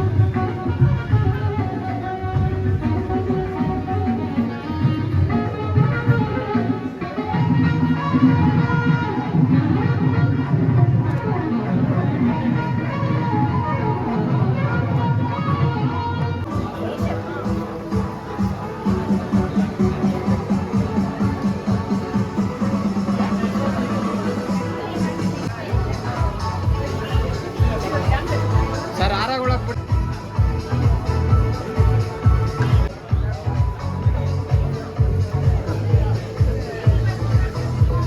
ಸರ್ ಎಲ್ಲ ಹಾಗೆ ನಿಂತ್ಕೊಳ್ಳಿ, ಎಲ್ಲ ಹಾಗೆ ನಿಂತ್ಕೊಳ್ಳಿ ಇವಾಗ.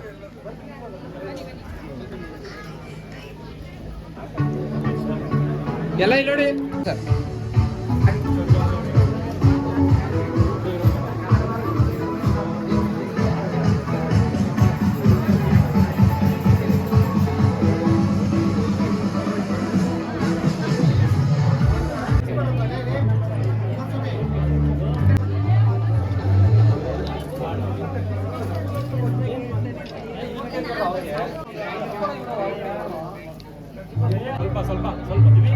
ಅಣ್ಣ ಇಲ್ಲಿ ನೋಡಿ, ಇಲ್ಲಿ ನೋಡಿ ಅಣ್ಣ, ಇಲ್ಲಿ ನೋಡಿ ಕೊಡಿ, ಎಲ್ಲ ಕೊಟ್ಬಿಟ್ಟು ನಿಂತ್ಕೊಳ್ಳಿ ಎಲ್ಲ. ನಾನು ಇಲ್ಲಿ ನೋಡಿ,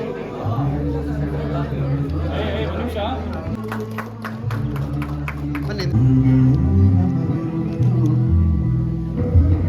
ಹಾಗೇ ಇರಿ, ಹಾಗೇ ಇರಿ, ಹಾಗೇ ಇರಿ.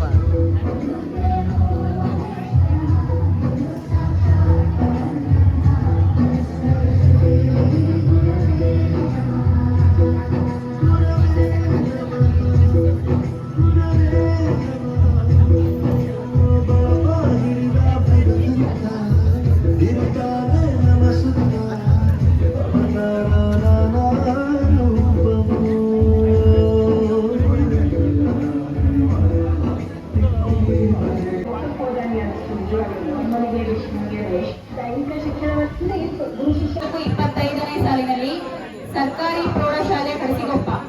ಇಲ್ಲಿ SSLCಯಲ್ಲಿ ಅತಿ ಹೆಚ್ಚು ಅಂಕ ಗಳಿಸಿರುವಂತಹ ಸಾನಿಕಾ ರವರಿಗೆ ಇವಾಗ ಒಂದು ಸನ್ಮಾನ ಇದೆ. ಇವರು SSLCಯಲ್ಲಿ 86% ಅನ್ನ ತಗೊಂಡು ಉತ್ತೀರ್ಣರಾಗಿರ್ತಾರೆ. ಅವರಿಗೆ ನಮ್ಮ ಕಡೆಯಿಂದ ಒಂದು ಸನ್ಮಾನ. ನಾವು ಯಾವ ಪೇರ್ ಮಾಡುತ್ತೀರಿ ಅಂತಂದ್ರೆ ದಯವಿಟ್ಟು ನೀವು ಕೇಳಿಸ್ಕೊಳ್ಳಿ ಪ್ಲೀಸ್. ಅಲರ್ಟ್, ನಿಮಿಷ ಪ್ಲೀಸ್ ಕೇಳಿಸ್ಕೊಳ್ಳಿ. ಯಾಕೆ ನಾವು ಅವ್ರ ಕೈಲಿ ಮಾಡ್ತಾ ಇದೀವಿ ಅಂತಂದ್ರೆ ಅವರ ತಂದೆ ಒಬ್ಬ ನಮ್ಮ ಬೆಸ್ಟ್ ಸ್ಟೂಡೆಂಟ್. ಅವರು 7ನೇ ಕ್ಲಾಸ್ಗೆ ಶಾಲೆ ಬಿಟ್ರು. ಪಾಪ ವಿದ್ಯೆ ಹತ್ತಾ ಇರಲಿಲ್ಲ. 7ನೇ ಕ್ಲಾಸ್ ಕಾಲ್ಬಿಟ್ರು. ಇವಾಗ ಅವರು ಈ ಸಾಲ SDMC ಸದಸ್ಯರು 25 ವರ್ಷ ಆದ್ಮೇಲೆ ಸೇರವ್ರೆ. ನಮ್ಮ ತಂದೆ ನೀವು ಬೈದಿದ್ರಲ್ಲ ದಡ್ಡ ಅಂತ, ನಮ್ಮ ತಂದೆಗೆ ನೀವು ಹೊಡೆದಿದ್ರಿ, ನೀವು ಅಪ್ರಯೋಜಕ ಹೊಡೆದಿದ್ರಿ. ನಮ್ಮ ತಂದೆ ನೀವು ಜೀವನದಲ್ಲಿ ಉದ್ಧಾರ ಆಗಲ್ಲ ಅಂತ ಬೈದಿದ್ದಲ್ಲ. ಇವತ್ತು ಅದೇ ಭಾಷೆ ಇದೆ. ಯಾರು ನಮ್ಮ ತಂದೆ ಬೈದಿದ್ದಾರೋ ಅದೇ ಭಾಷೆಗೆ ಸನ್ಮಾನ ಮಾಡಿಸ್ಕೋಬೇಕು ಅಂತ ಹೇಳಿ ಶಾಲೆ ಇತಿಹಾಸದಲ್ಲಿ 86% ಕೊಟ್ಟಿದೆಯಲ್ಲ, ಇದು ಸಾಧ್ಯ. ನಾವು ಇಷ್ಟೊತ್ತರ ಭಾಷೆ ಹಾರ ಹಾಕಿದ್ವಿ, ಬೇಡ ಹಾಕಿದ್ವಿ, ದುಡ್ಡು ಕೊಟ್ವಿ, ಬೆಳ್ಳಿ ಮೆಡಲ್ ಕೊಟ್ವಿ, ಎಲ್ಲ ಕೊಟ್ವಿ. ಒಬ್ಬ ನಿಜವಾದ ಶಿಕ್ಷಕರಿಗೆ ಒಬ್ಬ ವಿದ್ಯಾರ್ಥಿನ ಬೇಕಾಗಿರೋದೇ ಬೇರೆ, ಅವ್ರು ನಿರೀಕ್ಷೆ ಇಟ್ಕೊಂಡಿರೋದೇ ಬೇರೆ. ಇದು ಸಾಧ್ಯ ಅಂದ್ರೆ ಇದು ಗಿಫ್ಟ್, ಇದು ನಾವು ಕೊಟ್ಟಿರೋ ಕಾಣಿಕೆ. ನಿಜವಾದ ಶಿಕ್ಷಕ ಖುಷಿ ಪಡೋ ವಿಚಾರ. ದಯಮಾಡಿ ಎಲ್ಲರೂ ಸನ್ಮಾನ ಮಾಡಬೇಕು ಅಂತ ನಮ್ಮಲ್ಲಿ ಕರೆ ಮಾಡ್ಕೊಡ್ತೀನಿ. ಚಪ್ಪಾಳೆ ಹೊಡಿಬೇಕು, ಚಪ್ಪಾಳೆ ಮುಖಾಂತರ ಪ್ರೋತ್ಸಾಹಿಸಬೇಕು. ಸರ್ ಇಲ್ಲಿ ನೋಡಿ, ಯಾಕಂದ್ರೆ 80% ತೆಗೆದು ಅದು ಸುಲಭ ಕೆಲಸ ಅಲ್ಲ. ಹತ್ರ ಬನ್ನಿ ಸರ್. ಟೋಪಿ ಕರೆಕ್ಟಾಗಿ ಹಾಕಿ. ಇಲ್ಲಿ ನೋಡಿ, ಮಾಡಿ ಸರ್. ಇಲ್ಲಿ ನೋಡಿ, ಇಲ್ಲಿ ನೋಡಿ, ಇಲ್ಲಿ ನೋಡಿ, ಇಲ್ಲಿ ನೋಡಿ. ಚೈನಾ ತೆಗೆದು ಪ್ಲೀಸ್. ಬಾಬಾನ ಕೂಡ ಮೇಲ್ ಬರಬೇಕು.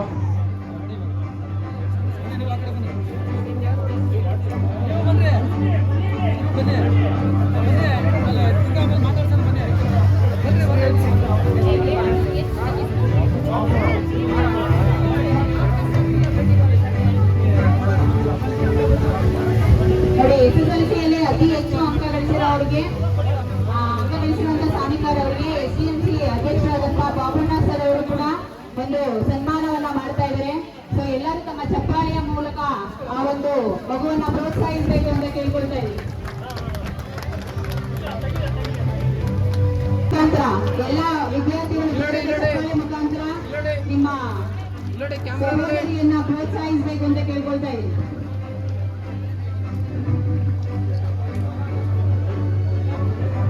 ಓಕೆ.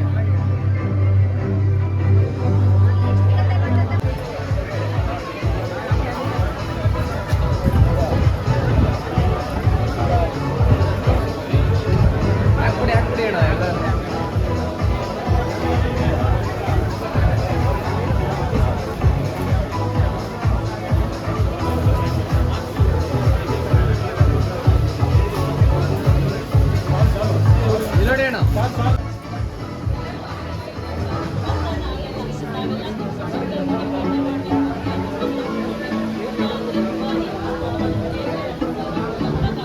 ಇಲ್ಲೋಡಿ.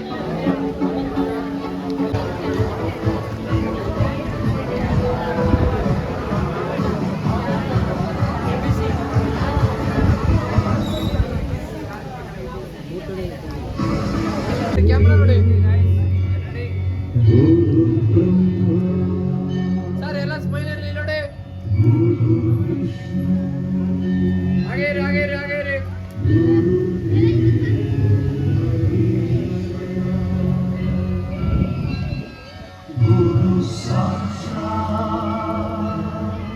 ಸರ್ ಆಯ್ತಾ? ಹಾಗೇ ಇರಿ, ಹಾಗೇ ಇರಿ, ಹಾಗೇ ಇರಿ.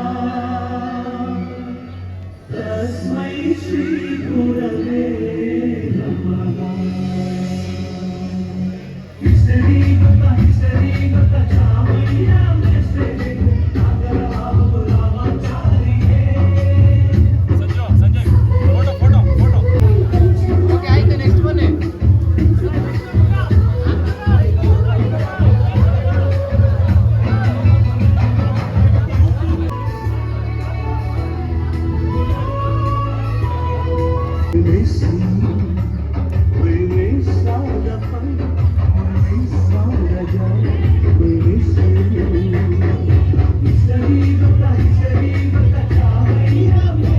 ಓಕೆ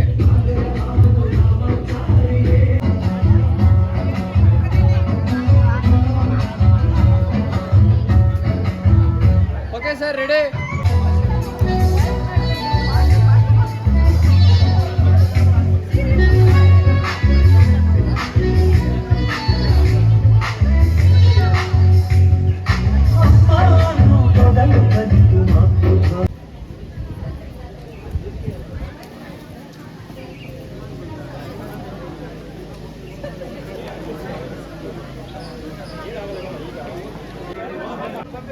ಇನ್ನೊಮ್ಮೆ ನಮಸ್ಕಾರ. ವೇದಿಕೆಯಲ್ಲಿರ್ತಕ್ಕಂಥ ನನ್ನೆಲ್ಲ ವೃತ್ತಿ ಬಾಂಧವರೇ, ವೇದಿಕೆಯ ಮುಂಭಾಗದಲ್ಲಿರ್ತಕ್ಕಂಥ ನನ್ನೆಲ್ಲ ಶಿಷ್ಯ ಬಳಗದವರೇ ಹಾಗೂ ಪೋಷಕರೇ ಹಾಗೂ ಊರಿನ ಎಲ್ಲ ಗಣ್ಯರೇ, ಬಹುಶಃ ಮಾತನಾಡ್ತಕ್ಕಂಥದ್ದು ತುಂಬ ಕಷ್ಟ ಅಂತ ಕಾಣಿಸುತ್ತೆ. ಇವತ್ತು ಎರಡು ಸಂದರ್ಭದಲ್ಲಿ ಮಾತನಾಡಲಿಕ್ಕೆ ಆಗಲ್ಲ. ಒಂದು ತುಂಬ ದುಃಖ ಆದಾಗ, ಇನ್ನೊಂದು ಅತ್ಯಂತ ಸಂತೋಷ ಆದಾಗ. ಇವತ್ತು ನನಗೆ ಅತ್ಯಂತ ಸಂತೋಷದ ದಿನ, ಹಾಗಾಗಿ ಸ್ವಲ್ಪ ಮಾತನಾಡ್ತಕ್ಕಂಥದ್ದು ಕಷ್ಟ ಅಂತ ಕಾಣಿಸುತ್ತೆ. ಅದಕ್ಕಿಂತ ಮುಖ್ಯವಾಗಿ ಒಬ್ಬ ತಂದೆ ಆಗಿರ್ತಕ್ಕಂಥವನು ಏನು ಮಾಡ್ತಾನೆ ಅಂದರೆ ಮಕ್ಕಳನ್ನ ಓದಿಸ್ತಾನೆ, ಅವನಿಗೆ ಉದ್ಯೋಗ ಸಿಗುತ್ತೆ, ಮದುವೆ ಹಬ್ಬ ಮಾಡಿದ್ಮೇಲೆ ಆ ಮಕ್ಕಳಿಗೆ ಜವಾಬ್ದಾರಿ ಬಂದ ಮೇಲೆ ತಂದೆ ತಾಯಿಯ ಕೆಲಸ ಇರೋದಿಲ್ಲ, ಅವರಿಗೆ ಮಾರ್ಗದರ್ಶನ ಮಾಡಿಕೊಂಡು ಉತ್ತಮವಾಗಿರ್ತಕ್ಕಂಥ ಜೀವನವನ್ನು ನಿರ್ವಹಣೆ ಮಾಡಲಿಕ್ಕೆ ಪ್ರಯತ್ನ ಮಾಡ್ತಾರೆ. ಬಹುಶಃ ಇವತ್ತು ಆ ಸ್ಥಾನದಲ್ಲಿ ನಾವಿದ್ದೀವಿ ಅಂತ ಕಾಣಿಸುತ್ತೆ. ಯಾಕೆ ಅಂತಂದರೆ ಈ ವೇದಿಕೆಯಲ್ಲಿ ಇದುವರೆಗೆ ಮಾತಾಡಿರ್ತಕ್ಕಂಥವರೆಲ್ಲರೂ ನಮ್ಮ ಶಿಷ್ಯ ವರ್ಗ. ಆ ಶಿಷ್ಯಂದರಿಗೆ ಅಷ್ಟೊಂದು ಜವಾಬ್ದಾರಿ ಬಂದಿದೆ, ಅವರಿಗೆ ಅಷ್ಟೊಂದು ಪ್ರೌಢಿಮೆ ಬಂದಿದೆ ಅಂತಂದರೆ ಬಹುಶಃ ನಮಗೆ ತುಂಬ ಸಂತೋಷ. ನಮ್ಮ ಶಿಕ್ಷಕ ವರ್ಗಕ್ಕೆ, ಆ ವಿದ್ಯಾರ್ಥಿಗಳಿಗೆ ಅಷ್ಟು ಜವಾಬ್ದಾರಿ ಬಂದಿದೆ ಅಂತಂದಾಗ ನಮಗೆ ಅತ್ಯಂತ ಸಂತೋಷದ ದಿನಗಳು. ನಾನು ಮೊದಲನೇದಾಗಿ ಯಾರಿಗೆ ಈ ಒಂದು ಕಾರ್ಯಕ್ರಮವನ್ನು, ಇಂಥದ್ದೊಂದು ಕಾರ್ಯಕ್ರಮವನ್ನು ಆಯೋಜಿಸಬೇಕು ಅಂತ ಅವರ ಒಂದು ತಲೆಯಲ್ಲಿ, ಅವರ ಹೃದಯದಲ್ಲಿ ಮೊಳಕೆ ಹೊಡಿತಾರ, ಅದಕ್ಕೋಸ್ಕರವಾಗಿ ಯಾರು ಆ ಒಂದು ಕಾರ್ಯಕ್ರಮದ ರೂವಾರಿ, ಅವರಿಗೆ ನಮ್ಮೆಲ್ಲ ಶಿಕ್ಷಕ ಬಳಗದ ಪರವಾಗಿ ಹೃತ್ಪೂರ್ವಕವಾಗಿರ್ತಕ್ಕಂತಹ ಧನ್ಯವಾದಗಳನ್ನ. ಎರಡನೇದಾಗಿ ಈ ಒಂದು ಕಾರ್ಯಕ್ರಮವನ್ನು ಮಾಡಬೇಕು ಅಂತಂದು ಎಲ್ಲ ಶಿಕ್ಷಕರನ್ನ ಒಟ್ಟುಗೂಡಿಸಿ ಒಂದು ವಾಟ್ಸಪ್ ಗ್ರೂಪನ್ನು ಮಾಡಿ, ತದನಂತರ ಈ ಕಾರ್ಯಕ್ರಮವನ್ನು ಅಚ್ಚುಕಟ್ಟಾಗಿ ನೆರವೇರಿಸಲಿಕ್ಕೆ ಒಂದು ಗುಂಪನ್ನು ಮಾಡಿ, ಎಲ್ಲ ಹಳೆಯ ವಿದ್ಯಾರ್ಥಿಗಳ ಒಂದು ಗುಂಪನ್ನು ಮಾಡಿ ಈ ಕಾರ್ಯಕ್ರಮವನ್ನು ಈ ಒಂದು ಹಂತಕ್ಕೆ ತಂದು ನಿಲ್ಲಿಸಿದಿರಲ್ಲ, ನಿಮ್ಮೆಲ್ಲರಿಗೂ ನಮ್ಮೆಲ್ಲ ಶಿಕ್ಷಕರ ಬಳಗದ ಪರವಾಗಿ ಹೃತ್ಪೂರ್ವಕವಾಗಿರ್ತಕ್ಕಂಥ ಧನ್ಯವಾದಗಳು.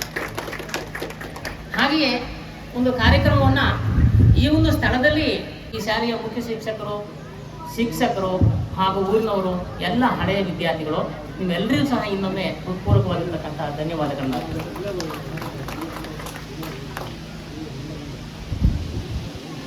ಆತ್ಮೀಯರೇ, ವಿದ್ಯೆ ಒಬ್ಬ ವ್ಯಕ್ತಿಯ ಗೌರವವನ್ನು ಕಾಪಾಡುತ್ತೆ, ಹಣ ವ್ಯಕ್ತಿಯ ಘನತೆಯನ್ನು ಕಾಪಾಡುತ್ತೆ, ಹಾಗೆ ಬಡತನ ಒಬ್ಬ ವ್ಯಕ್ತಿಯ ಮರ್ಯಾದೆಯನ್ನು ಕಾಪಾಡುತ್ತೆ. ಆದರೆ ಸಂಸ್ಕಾರ ಇದೆಯಲ್ಲ, ಆ ಸಂಸ್ಕಾರ ಎಲ್ಲವನ್ನೂ ಕಾಪಾಡುತ್ತೆ. ಹಾಗಾಗಿ ಆ ಸಂಸ್ಕಾರ ನನಗೆ ಇವತ್ತು ತುಂಬ ಚೆನ್ನಾಗಿ ಕಂಡು ಬಂದಿರ್ತಕ್ಕಂಥದ್ದು ಆ ಸಂಸ್ಕಾರ. ಹಾಗಾಗಿ ನಿಮ್ಮಲ್ಲಿ ಏನೇನು ಗುಣಗಳಿರಬೇಕಾಗಿತ್ತಲ್ಲ, ಆ ಎಲ್ಲ ಗುಣಗಳು ತುಂಬಿದೆ. ಇವತ್ತು ನಮ್ಮನ್ನ ಹಿಂದೆ 3-4-5 ತಿಂಗಳುಗಳಿಂದ ನಮ್ಮನ್ನ ಇನ್ವೈಟ್ ಮಾಡಿರ್ತಕ್ಕಂಥ ರೀತಿ ಒಂದು ಕಡೆ ನಮಗೆ ಹೃದಯ ತುಂಬಿ ಬಂದರೆ, ಬಹುಶಃ ನಮಗೆ ಬೇರೆ ಬೇರೆ ಕೆಲಸಗಳ ಒತ್ತಡಗಳು ಇದ್ದರೂ ಸಹ ಆ ಎಲ್ಲ ಕೆಲಸವನ್ನ ಅರ್ಲಿಯಾಗಿ ಮುಗಿಸ್ಕೊಂಡು ಅಥವಾ ಮದುವೆಯನ್ನು ಮಾಡಿದ್ರು ಸಹ ಈ ರೀತಿಯಾಗಿ ಅಚ್ಚುಕಟ್ಟಾಗಿ ನೆರವೇರಿಸಲಿಕ್ಕೆ ಆಗೋದಿಲ್ಲ ಗೊತ್ತಿಲ್ಲ. ಬಹುಶಃ ನೀವು ಹೇಗೆ ನಮ್ಮನ್ನ ಸ್ವಾಗತಿಸ್ಕೊಂಡ್ರಿ ಅಂತಂದ್ರೆ, ಒಂದು ಮಗನಿಗೆ ಮದುವೆಯನ್ನು ಮಾಡಿ ಸೊಸೆಯನ್ನ ಮನೆಗೆ ತಂದಾಗ ಹೇಗೆ ಮನೆಯನ್ನು ತುಂಬಿಸ್ಕೊಳ್ತಿರೋ ಹಾಗೆ ತುಂಬಿಸ್ಕೊಂಡಿದ್ರಿ. ಆದರೆ ನಮಗೆ ಹಾಗೆ ಅನಿಸಿಲ್ಲ. ನಾವು ಸರ್ಕಾರಿ ನೌಕರರಿಗೆ ಎಲ್ಲಿ ಮೊದಲು ವೃತ್ತಿ ಜೀವನವನ್ನು ಕಾಲಿಡ್ತೀವಿ ಅದು ತವರು ಮನೆ ಇದ್ದ ಹಾಗೆ. ಹೆಣ್ಣು ಮಗುವಿಗೆ ತವರು ಮನೆ ಅತ್ಯಂತ ಶ್ರೇಷ್ಠ. ಯಾವತ್ತೂ ತವರು ಮನೆಯನ್ನು ಮರೀಲಿಕ್ಕೆ ಸಾಧ್ಯ ಇಲ್ಲ. ನಾವು ಸಹ ಇವತ್ತು ತವರು ಮನೆಗೆ ಬಂದ ಸಂತೋಷ ನಮ್ಗೆ ಇವತ್ತು ಆಗ್ತಿದೆ. ಆ ಸಂತೋಷವನ್ನ ನಾವು ಯಾವತ್ತೂ ಮರೀಲಿಕ್ಕೆ ಸಾಧ್ಯ ಇಲ್ಲ. ನಾನು ಇವತ್ತೇನಾದರೂ ಮಾತಾಡ್ತೀನಿ ಅಂತಂದ್ರೆ ನಿಮ್ಮಲ್ಲಿರ್ತಕ್ಕಂಥ ಕೇವಲ ಸಂಸ್ಕಾರದ ಬಗ್ಗೆ ಮಾತ್ರ ಮಾತಾಡ್ತಿದ್ದೀನಿ. ಯಾಕೆಂತಂದ್ರೆ ನಾವು ಸುಮಾರು 25, 26, 27 ವರ್ಷಗಳಾಗಿದೆ. ಆ 25 ವರ್ಷಗಳ ನಂತರದಲ್ಲಿ ಇನ್ನೊಮ್ಮೆ ನಮ್ಮನ್ನ ಕರೆಸಿ ಈ ರೀತಿಯ ಒಂದು ಸತ್ಕಾರವನ್ನು ಮಾಡ್ತೀರಿ ಅಂತಂದ್ರೆ ಅದಕ್ಕೆ ಸಂಸ್ಕಾರ ಅಂದರೆ ಇನ್ನೇನಂತ ಕರಿಬೇಕಾಗುತ್ತೆ. ಹಾಗಾಗಿ ನಮಗೆ ತುಂಬ ಸಂತೋಷ ಆಗಿರ್ತಕ್ಕಂತಹ ವಿಚಾರ ಇವತ್ತು. ಯಾಕೆ ಅಂತಂದ್ರೆ ಈ ಶಾಲೆಗೆ ಅತಿ ಹೆಚ್ಚು ಬಂದಿರತಕ್ಕಂಥ ಎಲ್ಲ ಶಿಕ್ಷಕರು ಮೊದಲ ವೃತ್ತಿಯನ್ನು ಆಯ್ಕೆ ಮಾಡಿಕೊಂಡು ಬಂದಿರತಕ್ಕಂಥದ್ದು. ಹಾಗಾಗಿ ನಾನು ನಮಗೆ ಇದು ತವರು ಮನೆ ಅಂತಕ್ಕಂಥದ್ದನ್ನ ಹೇಳಿರ್ತಕ್ಕಂಥದ್ದು. ಬೇರೆ ಬೇರೆ ಕಾರಣಗಳಿಂದ ಅನಿವಾರ್ಯವಾಗಿ ನಾವು ಹೋಗುವಂಥ ಪರಿಸ್ಥಿತಿ ಬಂದಿರ್ಬೋದು. ಈಗಲೂ ಸಹ ಇನ್ನೊಮ್ಮೆ ನಮಗೆ ಅವಕಾಶ ಸಿಕ್ಕರೆ ಈ ಶಾಲೆಗೆ ಬರಬೇಕು ಅಂತಲೂ ಸಹ ಅನಿಸ್ತಾ ಇದೆ. ಹಾಗಾಗಿ 25 ವರ್ಷಗಳ ನಂತರದಲ್ಲಿ ಆ ನೆನಪಿಟ್ಕೊಂಡು, ಯಾಕೆಂತಂದ್ರೆ ನಾವು ಯಾರು ತುಂಬ ವರ್ಷಗಳ ಕಾಲ ಕೆಲಸವನ್ನು ಮಾಡಿಲ್ಲ ಇಲ್ಲಿ. 2 ವರ್ಷ, 3 ವರ್ಷ, 4 ವರ್ಷ, 5 ವರ್ಷ. ಬಹುಶಃ ಒಂದು ಶಾಲೆಯಲ್ಲಿ ಒಂದು ಉತ್ತಮವಾಗಿರ್ತಕ್ಕಂಥ ಅಭಿವೃದ್ಧಿಯನ್ನು ಮಾಡಬೇಕು ಅಂತಂದರೆ ಕನಿಷ್ಠ 10 ವರ್ಷ ಕೆಲಸವನ್ನು ಮಾಡಬೇಕಾಗತ್ತೆ. ನನಗೆ ಇವತ್ತು ಅನಿಸ್ತು, ನಾವೆಲ್ಲ ಇಲ್ಲಿಂದ ಬಿಟ್ಟು ಹೋಗಿ ತುಂಬ ತಪ್ಪು ಮಾಡಿದೀವಿ ಅಂತ ಅನಿಸ್ತು. ಕನಿಷ್ಠ ಒಂದು 10 ವರ್ಷ ಕೆಲಸ ಮಾಡಬೇಕಾಗಿತ್ತು ಅಂತ ಅನಿಸ್ತು. ಯಾವುದೇ ಒಂದು ನಿಸ್ವಾರ್ಥವಾಗಿ ಯಾವುದೇ ಒಂದು ಕೆಲಸವನ್ನ ಯಾರೊಬ್ಬರು ನಾವು ಮಾಡಬೇಕು ಅಂತಂದರೆ ನಮ್ಗೆ ಏನಾದರೂ ಒಂದು ಸಣ್ಣ ಸ್ವಾರ್ಥ ಇರುತ್ತೆ ಅಲ್ಲಿ. ನಾನೊಬ್ಬ ನಾಯಕನಾಗಿ ಬೆಳಿಬೇಕು, ನನಗೆ ಅದರಿಂದ ಏನಾದ್ರು ಲಾಭ ಸಿಗಬೇಕು, ಇದರಿಂದ ಏನಾದ್ರು ನನಗೆ ಸಣ್ಣ ಕಿಂಚಿತ್ ಆದರೂ ಲಾಭ ಸಿಗಬೇಕು ಅಂತಕ್ಕಂಥದ್ದನ್ನ ಯೋಚನೆ ಮಾಡ್ತೀವಿ. ಆದರೆ ಇಲ್ಲಿ ಯಾವ ಒಂದು ಸ್ವಾರ್ಥನೂ ಇಲ್ಲ.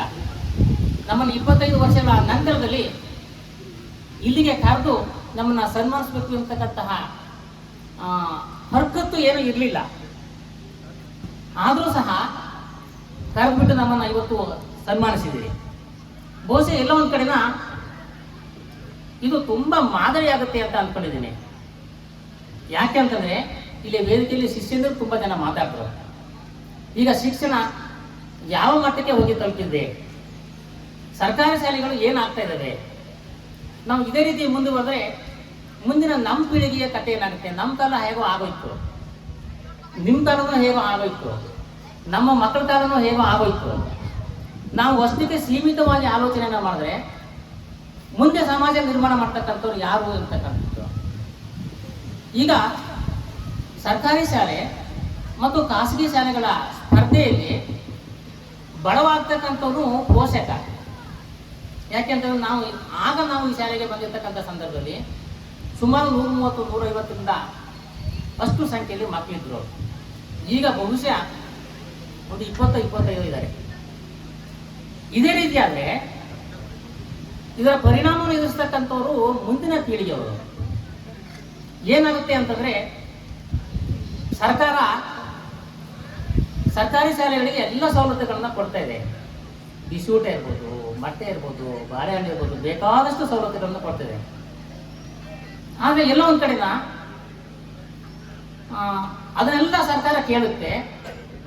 ಆದರೆ ಪಾಠದ ಕಡೆ ಹೆಚ್ಚು ಗಮನ ಕೊಡಲಿಕ್ಕೆ ಶಿಕ್ಷಕರಿಗೆ ಆಗ್ತಾ ಇಲ್ಲ. ಪೋಷಕರಿಗೆ ಬೇಕಾಗಿರ್ತಕ್ಕಂಥದ್ದು ಊಟ ಅಲ್ಲ, ಬಾಳೆಹಣ್ಣು ಅಲ್ಲ, ಮೊಟ್ಟೆ ಅಲ್ಲ, ಪಾಠ ಬೇಕು ಅಂತ ಕೇಳ್ತಿದ್ದಾರೆ. ಹಾಗಾಗಿ ಎಲ್ಲೋ ಒಂದು ಕಡೆ ಸ್ವಲ್ಪ ಆರ್ಥಿಕ ಸ್ಥಿತಿ ಯಾರಿಗೆ ಚೆನ್ನಾಗಿದೆ ಅವರು ತಮ್ಮ ಮಕ್ಕಳನ್ನ ಖಾಸಗಿ ಶಾಲೆಗಳಿಗೆ ಕರ್ಕೊಂಡು ಹೋಗ್ತಾ ಇದ್ದಾರೆ. ತುಂಬ ಖುಷಿ ನಮಗೀಗ. ಖಾಸಗಿ ಶಾಲೆಗೆ ಸೇರಿಸಲಿಕ್ಕೆ ಮಕ್ಕಳನ್ನು ಸೇರಿಸಲಿಕ್ಕೆ ತುಂಬ ಖುಷಿ ಆಗುತ್ತೆ. ಯಾಕೆ ಅಂತಂದರೆ ಖಾಸಗಿ ಶಾಲೆಯಲ್ಲಿ ಎಲ್ಲ ವಿದ್ಯಾರ್ಥಿಗಳು 98ರ ಮೇಲೆ ಮಾರ್ಕ್ಸ್ ಕೊಡ್ತಕ್ಕಂಥದ್ದು. 98, 99, 100 ಅಂಕಗಳನ್ನೇ ಕೊಡುತ್ತೆ. ಚೆನ್ನಾಗಿ ಪಾಠವನ್ನು ಮಾಡ್ತಾರೆ, ಕಲಿಸ್ತಾರೆ. ಆದರೆ ಮುಂದೆ ಏನಾಗುತ್ತೆ ಅದರ ಜೊತೆಗೆ ಅನ್ನೋದಕ್ಕೆ ನಾನು ಖಾಸಗಿ ಶಾಲೆಯಲ್ಲಿ ಓದಿರ್ತಕ್ಕಂತಹ ವಿದ್ಯಾರ್ಥಿಗಳಿಗೂ ಮತ್ತು ಸರ್ಕಾರಿ ಶಾಲೆಯಲ್ಲಿ ಓದಿರ್ತಕ್ಕಂಥ ವಿದ್ಯಾರ್ಥಿಗಳಿಗೂ ಇತ್ತೀಚೆಗೆ ಒಂದು 20 ದಿನಗಳ ಹಿಂದೆ ನನ್ನ ಅಣ್ಣನ ಮಗ ಒಬ್ಬನು ಜಮ್ಮು ಕಾಶ್ಮೀರದಲ್ಲಿ ಮಿಲಿಟರಿಯಲ್ಲಿ ಕೆಲಸ ಮಾಡ್ತಿದ್ದಾನೆ. ಅವನು ಒಂದು ಬರೆದ್ಬಿಟ್ಟು ನನಗೆ ಕಳಿಸಿದ್ದ. ಉತ್ತರ ಪ್ರದೇಶದಲ್ಲಿ ಲಕ್ನೋ ಇರ್ತಕ್ಕಂಥದ್ದು ಒಂದು ಊರಿದೆ. ಅಲ್ಲಿ ಮಿಲಿಟರಿನಲ್ಲಿ ಕರ್ನಲ್ ಆಗಿ ನಿವೃತ್ತಿಯನ್ನು ಹೊಂದಿ ಒಂದು ವಿಲ್ಲಾದಲ್ಲಿ ಉತ್ತಮವಾಗಿರ್ತಕ್ಕಂತಹ ಸಂಸಾರವನ್ನು ಮಾಡ್ಕೊಂಡಿದ್ರು. 2 ಗಂಡು ಮಕ್ಕಳಿದ್ರು ಅವರಿಗೆ. ಮಕ್ಕಳ ಹೆಸರನ್ನು ಹೇಳಿಕ್ಕೆ ಹೋಗಲ್ಲ, ನನಗೆ ಬಾಯಲ್ಲಿ ನೆನಪಿದೆ. ಎಲ್ಲ ಉತ್ತಮವಾಗಿರ್ತಕ್ಕಂಥ ಬೇಕಾಗಿರ್ತಕ್ಕಂಥ ಶಿಕ್ಷಣವನ್ನು ಕೊಟ್ಟರು. ವಿದೇಶದಲ್ಲೂ ಓದಿದ್ರು, ಸಾಫ್ಟ್ವೇರ್ ಇಂಜಿನಿಯರ್ ಆದರು. 2 ಮಕ್ಕಳು ಅಮೇರಿಕದಲ್ಲಿ ಹೋಗಿ ನೆಲೆಸಿದ್ರು. 2 ಮಕ್ಕಳಿಗೂ ಸಹ ಮದುವೆಯನ್ನು ಮಾಡಿ 2 ಸಹ ಅಮೇರಿಕದಲ್ಲಿ ಬೇರೆ ಬೇರೆ ಸಂಸಾರವನ್ನು ಮಾಡ್ಕೊಂಡು ಇದ್ರು. ಹೀಗೆ ಹಲವಾರು ವರ್ಷಗಳು ಕಳೆದ ನಂತರದಲ್ಲಿ ಇವರು ಗಂಡ ಹೆಂಡತಿ ಇರ್ತಕ್ಕಂತಹ ಸಂದರ್ಭದಲ್ಲಿ ತನ್ನ ಹೆಂಡತಿಗೆ ಹೃದಯಾಘಾತ ಆಗಿ ಮರಣವನ್ನು ಹೊಂದ್ತಾರೆ. ಆಗ ಮರಣವನ್ನು ಹೊಂದಾಗ 2 ಮಕ್ಕಳಿಗೂ ತಂದೆ ದೂರವಾಣಿ ಕರೆಯನ್ನು ಮಾಡಿ ವಿಷಯವನ್ನು ತಿಳಿಸ್ತಾರೆ. ಆಗ ತಿಳಿಸಿದಾಗ ಮಾರನೇ ದಿವಸ ಹಿರಿಯ ಮಗ ತನ್ನ ಸಂಸಾರ ಸಮೇತವಾಗಿ ಆ ಊರಿಗೆ ಬರ್ತಾನೆ. ಕೇಳ್ತಾನೆ, ಚೇತನ್ ಅಂತ, ಮನು ಯಾಕೆ ಬರಲಿಲ್ಲ ಅಂತಾನೆ. ಇಲ್ಲ ನನಗೆ ಮೊದಲು ಕಾಲ್ ಬಂತಲ್ಲ, ನಾನು ಮೊದಲ ವಿಮಾನವನ್ನು ಹತ್ಕೊಂಡು ಬಂದೆ, ಬಹುಶಃ ನಾಳೆ ಬರ್ಬೋದು ಅಂತಾನೆ. ಮಾರನೇ ದಿನ ಆಯಿತು. ಇನ್ನೇನು ಶವ ಸಂಸ್ಕಾರ ಮಾಡಬೇಕು, ತುಂಬ ದಿನ ಇಟ್ಕೊಳ್ಳೋಕೆ ಆಗೋದಿಲ್ಲ. ಹಾಗಾಗಿ ಈ ಕಿರಿಯ ಮಗನಿಗೆ ನಾನೆಲ್ಲೋ ಸುಳ್ಳು ಹೇಳ್ತಿದ್ದೀನಿ ಅಂತಕ್ಕಂಥ ಅನುಮಾನ ಬಂದು ತಂದೆ ಅಂತ ಹೇಳ್ತಾನೆ.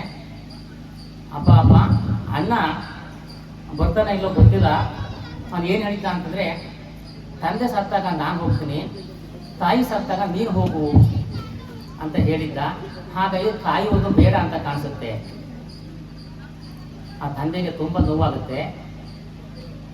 ಎಲ್ಲ ಸಮಾಜದಲ್ಲಿ ಬೇಕಾಗಿರ್ತಕ್ಕಂಥ ಎಲ್ಲ ಘನತೆ ಗೌರವಗಳಿತ್ತು, ಹಣ ಇತ್ತು, ಮಕ್ಕಳಿಗೆ ಒಳ್ಳೆಯ ಶಿಕ್ಷಣವನ್ನು ಕೊಡಿಸಿದ್ರು. ನಮ್ಮ ಕಷ್ಟ ಕಾಲದಲ್ಲಿ ನಮಗೆ ಸಾಂತ್ವನವನ್ನು ಹೇಳಲಿಕ್ಕೆ ನನ್ನ ಮಕ್ಕಳು ನನ್ನ ಜೊತೆಗೆ ಇರ್ತಾರೆ ಅಂತಕ್ಕಂಥ ಕನಸನ್ನು ಕಟ್ಟಿದ್ರು ಆ ತಂದೆ ತಾಯಿಗಳು. ಸೀದಾ ತಂದೆ ರೂಮ್ ಒಳಗೆ ಹೋಗಿ ಬಾಗಿಲು ಹಾಕ್ಕೊಳ್ತಾನೆ. ಬಾಗಿಲು ಹಾಕ್ಕೊಂಡು ಒಂದು ಕಿರಿಯ ಮಗನಿಗೆ ಒಂದು ಪತ್ರವನ್ನು ಬರೀತಾನೆ. ಮಗನೇ ಚೇತನ್, ಅಣ್ಣ ಬರೋದು ಬೇಡ, ಅಲ್ಲಿ ತನಕ ಕಾಯೋದು ಬೇಡ. ನನಗೆ ಮಿಲಿಟರಿನಲ್ಲಿ ಸಿಕ್ಕಿರ್ತಕ್ಕಂತಹ ಪಾರಿತೋಷಿಕಗಳು, ಪದಕಗಳು, ಭೂಮಿ ಇವನ್ನೆಲ್ಲ ಸರ್ಕಾರಕ್ಕೆ ವಾಪಸ್ ಕೊಟ್ಬಿಡು. ಹಾಗೆ ನನ್ನ ಮನೆಯಲ್ಲಿ ಒಂದಿಷ್ಟು ನಗದು ಹಣ ಇದೆ, ಆ ಹಣವನ್ನು ಕೆಲಸದವರಿಗೆ ಕೊಟ್ಬಿಡು. ಮತ್ತು ಬ್ಯಾಂಕ್ ಅಕೌಂಟ್ನಲ್ಲಿ ಒಂದಿಷ್ಟು ಹಣ ಇದೆ, ಅದರಲ್ಲಿ ಅರ್ಧ ಭಾಗ ಹಣವನ್ನು ಸೈನಿಕ ನಿಧಿಗೆ ಕೊಟ್ಬಿಡು. ಇನ್ನು ಉಳಿದಿರ್ತಕ್ಕಂತಹ ಅರ್ಧ ಭಾಗ ಹಣವನ್ನು ವೃದ್ಧಾಶ್ರಮಕ್ಕೆ ಕೊಡು. ನನಗೆ ಈ ಭೂಮಿಯ ಮೇಲೆ ಬದುಕಲಿಕ್ಕೆ ಹಕ್ಕಿಲ್ಲ.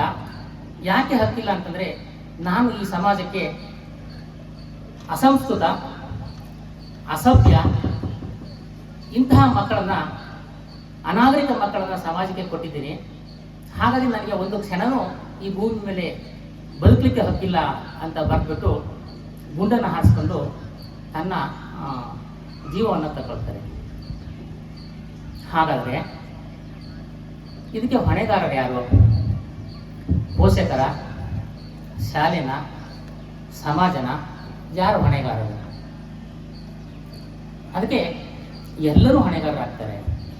ಕೇವಲ ಈ ಒಂದು ಕಾರ್ಯಕ್ರಮವನ್ನು ಮಾಡುವ ಪೂರ್ವದಲ್ಲಿ ಚಂದ್ರು ಅವರು ಒಂದು ವಿಡಿಯೋವನ್ನು ಮಾಡಿ ಹಾಕಿದರು.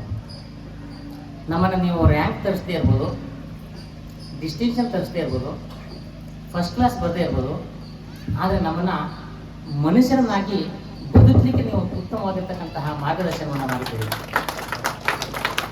ಖಂಡಿತವಾಗಿಯೂ ನಮಗೆ ಬೇಕಾಗಿರ್ತಕ್ಕಂಥದ್ದು ಇದೆಲ್ಲ ಬೇರೆ ಬೇರೆ ಬೇರೆ ಬೇರೆ ಬೇರೆ ಬೇರೆ ವೃತ್ತಿಯನ್ನು ಮಾಡ್ತಕ್ಕಂಥವ್ರು ಇದ್ದೀರಿ. ಆದರೆ ಹಣ ಎಲ್ಲದಕ್ಕೂ ಮಾನದಂಡ ಅಲ್ಲ. ನಾವು ಸಂಸ್ಕಾರದಿಂದ ಬದುಕಬೇಕಾಗತ್ತೆ. ಆ ಸಂಸ್ಕಾರವನ್ನು ನಿಮಗೆ ಇಲ್ಲಿರ್ತಕ್ಕಂಥ ಎಲ್ಲ ವಿದ್ಯಾರ್ಥಿಗಳಿಗೆ ನಮ್ಮ ಪಾಲು ಎಷ್ಟಿದೆಯೋ ಗೊತ್ತಿಲ್ಲ, ನಾವು ಎಷ್ಟು ಸಂಸ್ಕಾರ ಕೊಟ್ಟಿದ್ದೀವೋ ನಾವು ಗೊತ್ತಿಲ್ಲ. ಆದರೆ ನಿಮ್ಮ ತಂದೆ ತಾಯಿ ಇರ್ಬೋದು, ನೀವು ಬೆಳೆದಿರ್ತಕ್ಕಂತಹ ಸಮಾಜ ಇರ್ಬೋದು, ಹಾಗೂ ನೀವೇ ಕಲ್ತಿರ್ಬೋದು. ಈ ಸಂಸ್ಕಾರದಿಂದ ನಮ್ಮನ್ನು ಇವತ್ತು ನಡೆಸ್ಕೊಂಡಿರ್ತಕ್ಕಂಥದ್ದು ಇದೆಯಲ್ಲ, ಅದಕ್ಕೆ ನಾನು ಬಿಗಿನಿಂಗಲ್ಲಿ ಹೇಳಿರ್ತಕ್ಕಂಥದ್ದು ವಿದ್ಯೆ ಗೌರವವನ್ನು ಕಾಪಾಡ್ಬೋದು, ಹಣ ಘನತೆಯನ್ನು ಕಾಪಾಡ್ಬೋದು, ಬಡತನ ಮರ್ಯಾದೆಯನ್ನು ಕಾಪಾಡ್ಬೋದು, ಆದರೆ ಸಂಸ್ಕಾರ ಇದೆಯಲ್ಲ ಆ ಎಲ್ಲವನ್ನು ಕಾಪಾಡುತ್ತೆ ಅಂತ ಹೇಳ್ತೀವಿ.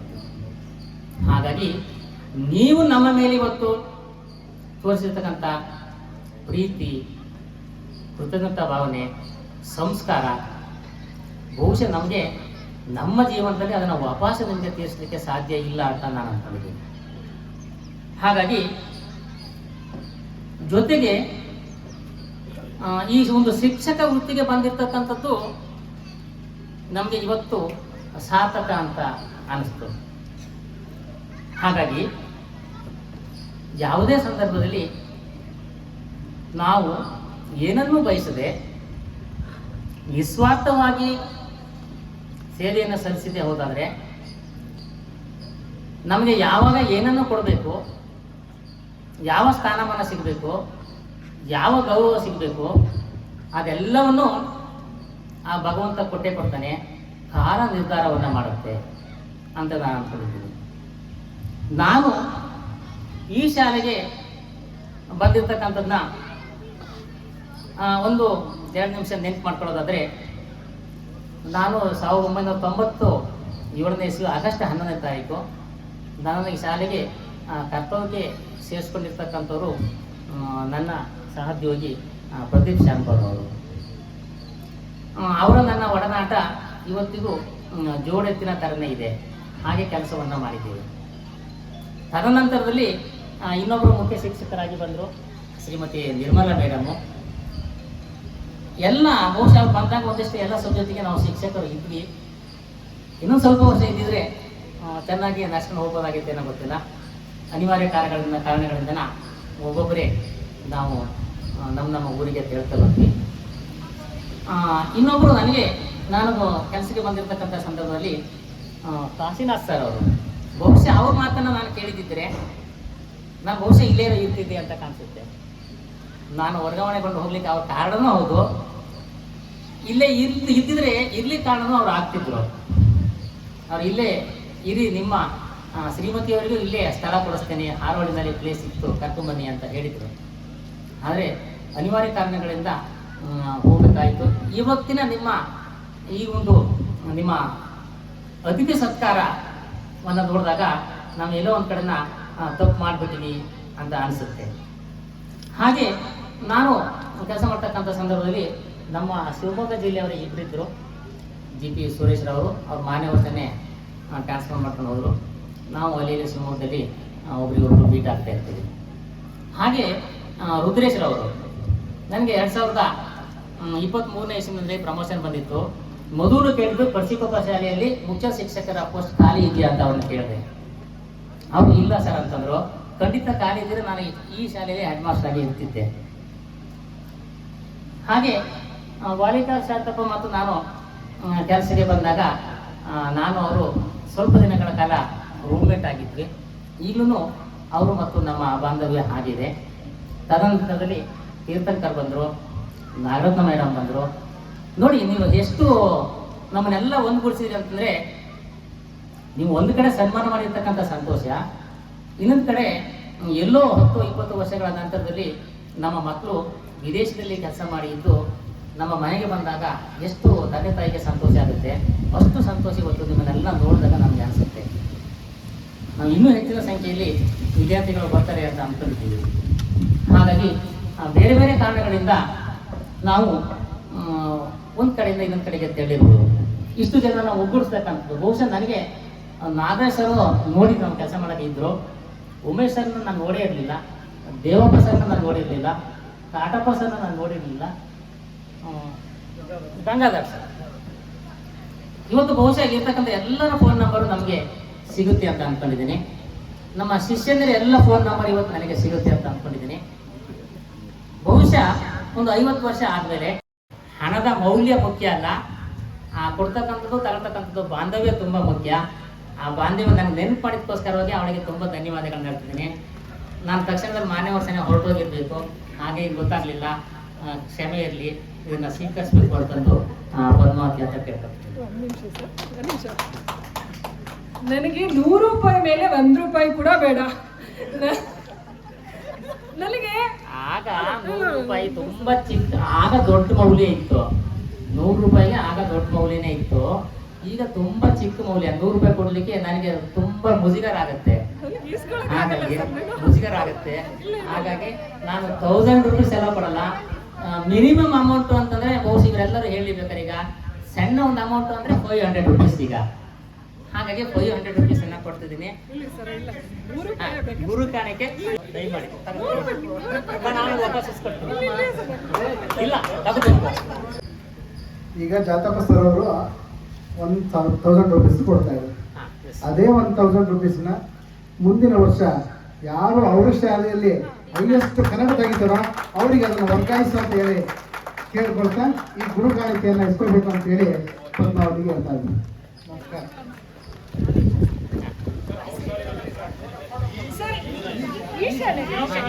ಈ ಶಾಲೆಯ ಮುಖ್ಯ ಶಿಕ್ಷಕರು ದಯವಿಟ್ಟು ವೇದಿಕೆ ಮೇಲೆ ಬರಲಿ. ಗುರು ಶಿಷ್ಯ ಇಬ್ಬರಿಂದಲೂ ಅದನ್ನು ಸ್ವೀಕರಿಸಲಿ.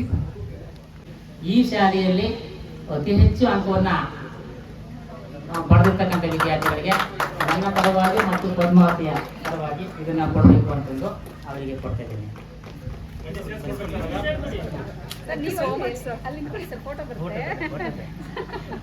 ಬನ್ನಿ, ನೀವು ಇಟ್ಕೊಳ್ಳಿ. ಇಲ್ಲ ಸರ್, ನೀವು ಇಟ್ಕೊಳ್ಳಿ. ಇಲ್ಲ ಸರ್, ನೀವು ಇಟ್ಕೊಳ್ಳಿ.